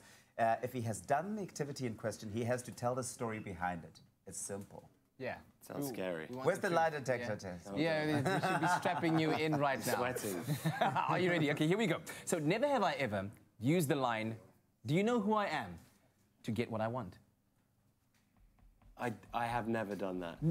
Are you sure? You hesitated on that. You know, come. I actually, okay, I have to admit, once when I was really drunk, I don't think we could get into a club. And it was the last resort, and I got my Instagram out. I was really regretting. And we definitely didn't get in at that stage. Did you flash your gram at somebody? It was and were you let in? No. So it still didn't work. Of course not. They thought I was the biggest. It's actually quite embarrassing. Now put your phone back in your pocket and walk back in reverse. Okay, next question. Never have I ever had to pretend to be friends with a cast member I don't get along with. Oh yeah, I've had to do that loads. I have done that. Really? Yeah. Like who? Who is this cast member you really don't like? Oh God, I can't do that. Oh, they're not watching, are they? Yeah, exactly. I mean, I've had fallouts with Jamie before, and we've had to pretend like we're getting on when we're not. And now, do you get along? Yeah, we're good now. You're good now? But, you know, we spend a lot of time together, and even with best friends, you fall out, right? Yeah, this is true. Very true. So, yeah. All right, here's another one. Well, Jamie's going to be watching this on YouTube, so... Yeah. But I'm sure he knows that. Anyway, never have I ever thought of calling in sick to work because I had a big night or otherwise.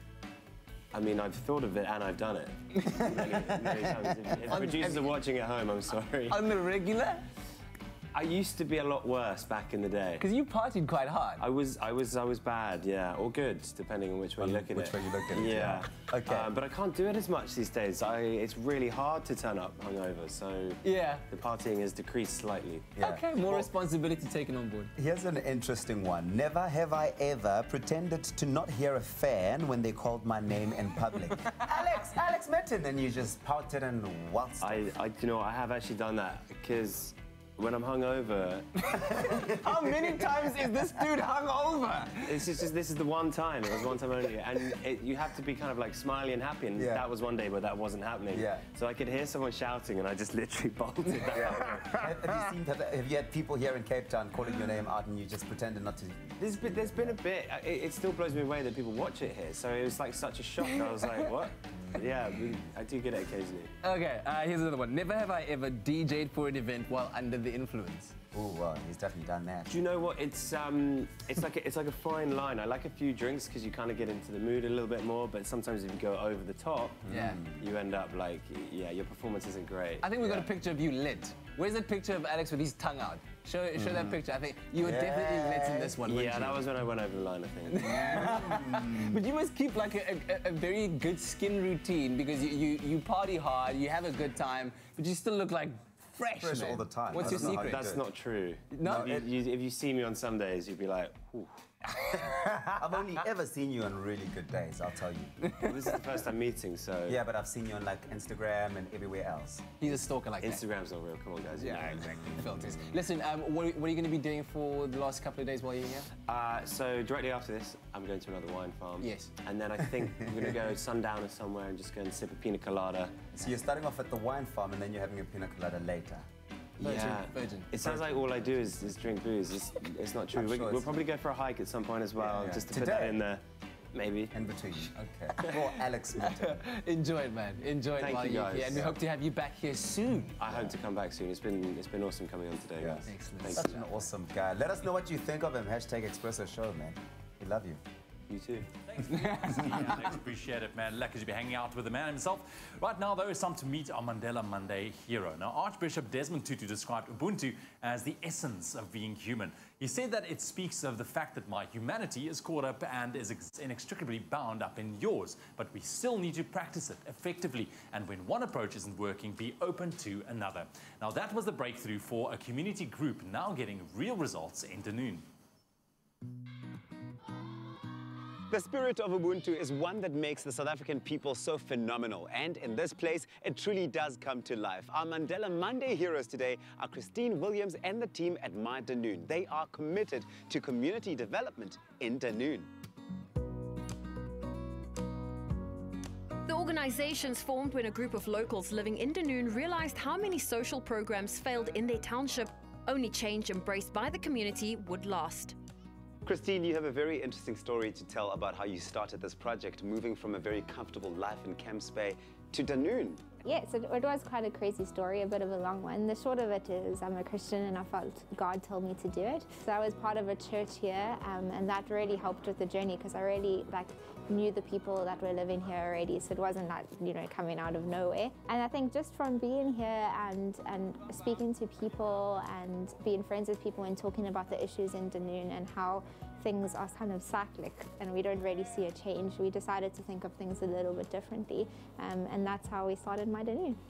And how did the community respond to you moving into the community and then starting this organization? They responded well. Like 99.9% of the people that I met were really positive about it and really supported. And I think in starting the project, I started it with locals, so we started it together. My Dunoon inspired community members through events and programs, support local grassroots organizations and assist those invest in community to do so in the most effective way. How exactly does My Dunoon develop this community? So we take a little bit of a different approach. It's called systems thinking. So it's a long-term process. We basically connect with different players in the community, and we believe that to change the community, we all have to work together. We really established on two key principles, which is unity and then also innovation. The first 3 years has just been about really getting rooted in the community and really getting to understand the problems. But by doing that, we serve. So we serve like the seniors club by coming and doing exercise. We serve the community in what they've wanted, which is often with kids. So we do a kids club. We've served in trying to address the waste problem through a recycling project with kids. So we really just based on what's the positive sides of what is there and really try to encourage people to work together to make this community great. The partnership between My Dunoon organization is very important to us. The reason being is that they are not only giving them exercises, they also are making them happy. They're also taking them out. They also organize more people to come and give them happiness within the club. By becoming part of the community, My Dunoon have inspired young and old to feel pride that these clubs, workouts, recycling programs and more are all theirs, and that much more is possible. What I can say is we're trying to bring this huge positive impact within Dunoon itself, and by having leadership coming here in our community and trying to bring this positive change from young people to the elderly. We're trying to impact the whole community, to unify everyone's thing here, everyone living here in Dunoon, to feel proud and to feel as ownership, this is my community. What keeps your passion for community development so alive? I guess for me, I'm rooted, in social cohesion, innovative, programs. I think it's by birth having the passion to bring change, to also to be involved, to be the part of the change I want to see within the community. The organization helps when a crisis like fire or flooding strikes. They are launching a mobile library. They've trained up young local filmmakers and they grow vegetables for the local creche. That's Ubuntu in action. So from our Mandela Monday hero back to the kitchen. Well, outside kitchen with Alex Mitten this morning. Alex, once again, lucky to hang out with you. Thanks for the honesty early on. I appreciate it. Do you know who I am? You've never used that, apparently. Honestly. Well, I kind of did. I used my Instagram. It's really embarrassing. I'm upset that I told the nation. But. Look, man, it's all good. So we bride a little bit earlier on. We did. And we made some delicious lamb chops and boerewors. And something that really goes well with a spread like that is a beer bread. But not only beer bread, we have sweet corn, we got biltong in the mix as well. Have you ever had beer bread? I've never had it. It is delicious, man. Sounds incredibly manly. It kind of is. Biltong and beer. Biltong and beer in a bread, why not? So we're going to put it together. So I've got some sweet corn over here. You can start mixing for me on this side. Right, okay. So some cream-style sweet corn. I mix with this, right? Go for it, yeah. Eggs. Okay, chuck them in. Yep, and this is super easy. This is great. We've got some oil. Right. So all your wet ingredients go in first, right? And so then a little bit drier. What would you eat this with? You pair it with some thick butter, actually. Okay. With your meat. Absolutely amazing. Don't knock things over. Some cheese go in there as well. And you toast it? You bake it. You bake it just like that. Would you put that in the toaster? Not really. No, because you want that fresh. It's beautiful, moist. It's soft as well. Got you. And then some of your favorite beer. We're going to go with just about a cup. And you'll see it fizzes nicely, which helps bring out that moisture and the flavor as well. So could you get drunk off this bread? That's the question. You couldn't. No. It evaporates, obviously, but you get the flavor. And then on this side, I'll pop around this side quickly. We just got some self-raising flour. Some salt goes in there as well. Okay. I'm doing a terrible job here. No, you're doing a brilliant job. What are you talking about? The thing about beer bread, it is so easy. It is so easy. It's really not rocket science. Okay, dude. So start off. Oh, sorry, man. Start off and throw it in there. Let's go for it. What, the whole thing? That goes in there. Oh, that goes in there. Wow. Yeah. So basically, we're making a lot of batter. You get out with 2 breads in here. So this is two loaves worth? Yes. Wow. So now you just judge and see. So we're going to start mixing it through. So here's where you have a little bit of patience. The keyword is bread. If you want to get your hands on the recipe, it's bread to 33728. Bread is the keyword to 33728 if you want to make your own beer bread. So I'm going to start folding this through. And you'll see if your consistency is still a little bit too dry, you just add a little bit more beer. Okay. So we'll just get this mixed through.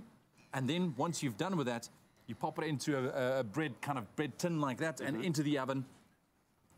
I have to admit, I've never ever made bread before. Dude, so it's amazing. This is a first for me. So you kind of mix that through nicely. See, I think we'll just need a little bit more. I see what you're doing here. You see what I'm doing here? Yeah. This is what I'm saying. Beer bread is so easy. And then you just start working it, and then there we go. You see, and you get that nice smell as well to it. It does smell quite good, actually. Hey? Beautiful. And how long does it take once it's in the oven? Dude, you just keep an eye on it up until it comes out nice and brown, and you can hear, you will kind of hear the top of the bread. It's like this little hollow sound, and then you know. So once you get that good in the oven, get your beer, your bread and your beer. Now the biltong is in there as well, which we completely forgot to put in there as well, which we'll eat. But now... I'm going to try some. Yeah. The trick is, before this melts in the sun, you have to have thick butter on this, dude. So it's quite a calorific snack. Absolutely. Not that you do it every day. It's like a treat. Bite into that, my brother. Thank you. All right, here we go. Tell me what you think.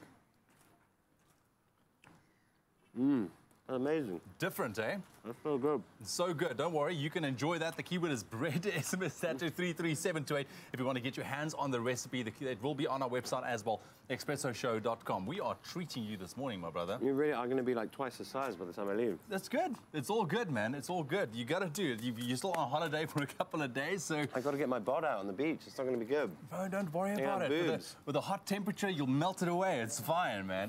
Enjoy that, man. That's just for you. The keyword, once again, bread to 33728. Check it out on our website, expressoshow.com.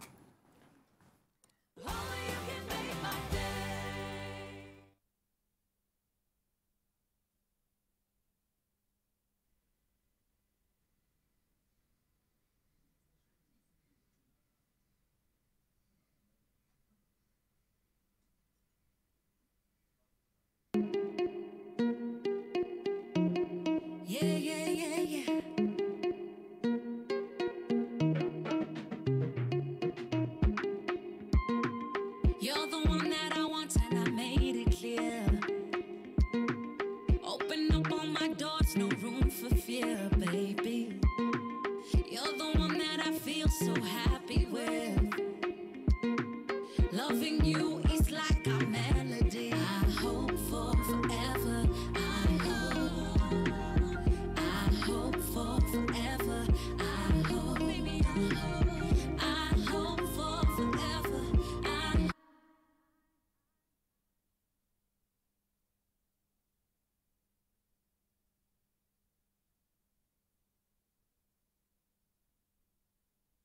It's my feel-good breakfast show. Welcome back to your feel-good breakfast show, Expresso. We're nearing the end of the show. It's our first day back, and I'm sure there's birthdays galore all out there. If it's your birthday, happy birthday to you. A hip, hip hooray. If you've wished your loved ones on social media, I'm about to give them a nice shout-out right now. Here's Lebza saying, Yebo on the 22nd, turning 22 years old. Netu Knipe says, good morning, guys. Mine is on the 15th. So these are all the birthdays taking place in the month of Jan. Zintle Naledi says, morning, Expresso fam. My birthday month is here. Mine is on the 19th. And Murendeni Magaba says, 13th of January. Can't wait. Murphy B. Dumelo is turning 31 on the 24th of Jan. Can't wait. And her younger sister turned 16 yesterday. Happy birthday to her, Murphy. Kerry Lee Avis says, I'm turning 30 in 2 weeks. Yay, so excited. New adventures and new chapter. Remember, all throughout the Expresso show, Monday to Friday, if you have a loved one that's celebrating their birthday, send us an email, birthdays@kadova.tv, and who knows, we might be sending them a shout out right here on the show. All right, we still have the privilege of hanging out with Manala, who is just adjusting herself before we do the live TV thing. Listen, you were saying fans have been waiting for 2 years now, and an album is imminent. Yes, it's coming, it's coming. When? You must give us dates. No, I don't want to put pressure on myself, so then people are like, hey, when you said it's coming then, and it's not coming, so... Yeah. But hopefully a lot of prosperity and a lot of musical success for you, in the new year. Thank you. Cannot wait for this song that you dropped in October featuring Gemini Major that has been doing so well for you. Thank you for being here. Here she is, Manala with Forever.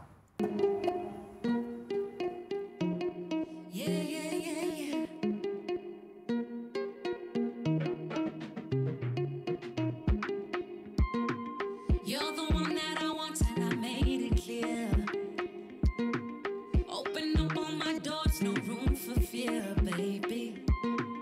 You're the one that I feel so happy with.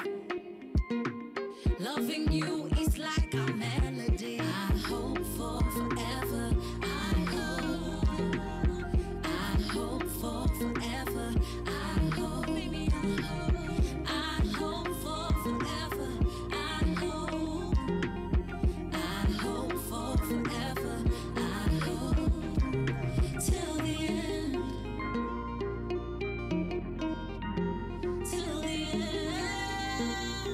baby. Come on, Masambe. Let's get lost, we can disappear.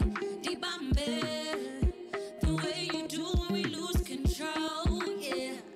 See, I'm feeling you, loving your ways and bad attitude. You were the one I had to give it to. Praying on love, I got gratitude. One bamba, damn tat, my lover, oh baby. Gave you all of me, nothing left to see. We were meant to be. Living fantasy, something like a dream. Put it all on me. Love me, you better love me. Come on. You're the one that I want and I made it clear. Baby. Open up all my doors, no room for fear, baby. You're the one that I feel so happy with.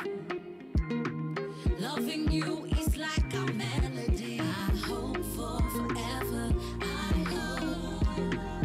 I hope for forever.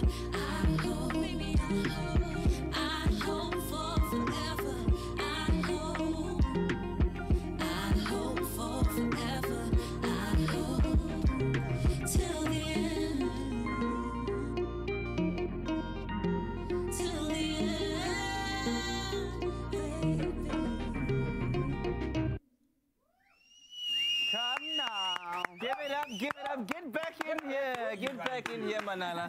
You were saying how the song happened. By the way, our friend over here, Alex, is How are you? there we go. Very nice. And that, my friends, is how the collaboration started. Well, maybe, who knows, maybe you guys could work on something together. She's got a sweet voice, you got some sweet skills as well. But how this song came about with you and Gemini Major?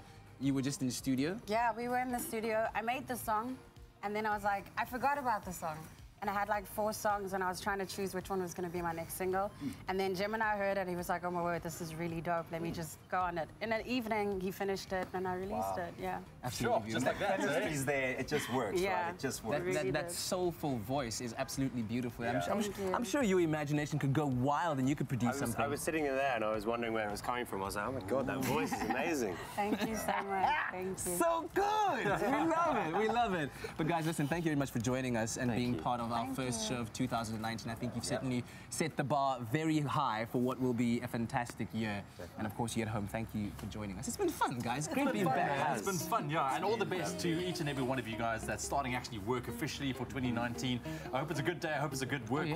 Back at work as well. I know that schools are starting as well this week, so lots of happening. All the best. Yeah, and thanks to all our guests. Dr. Eva, always such a joy to have in the studio. What do you call her, babe? Yes, thank you, babe. We do, babe. And thanks for that. Thanks for all the callers who called and everyone who participated on social media. It's good to be back. It's good to have you guys joining the force again. Yeah, we'll certainly do it again bright and early tomorrow morning. Have a wonderful Monday, South Africa and all across the world. We love you. Bye. Thanks, guys. Thank you. Expresso Morning Show, made with love by Clover. Another feel-good production.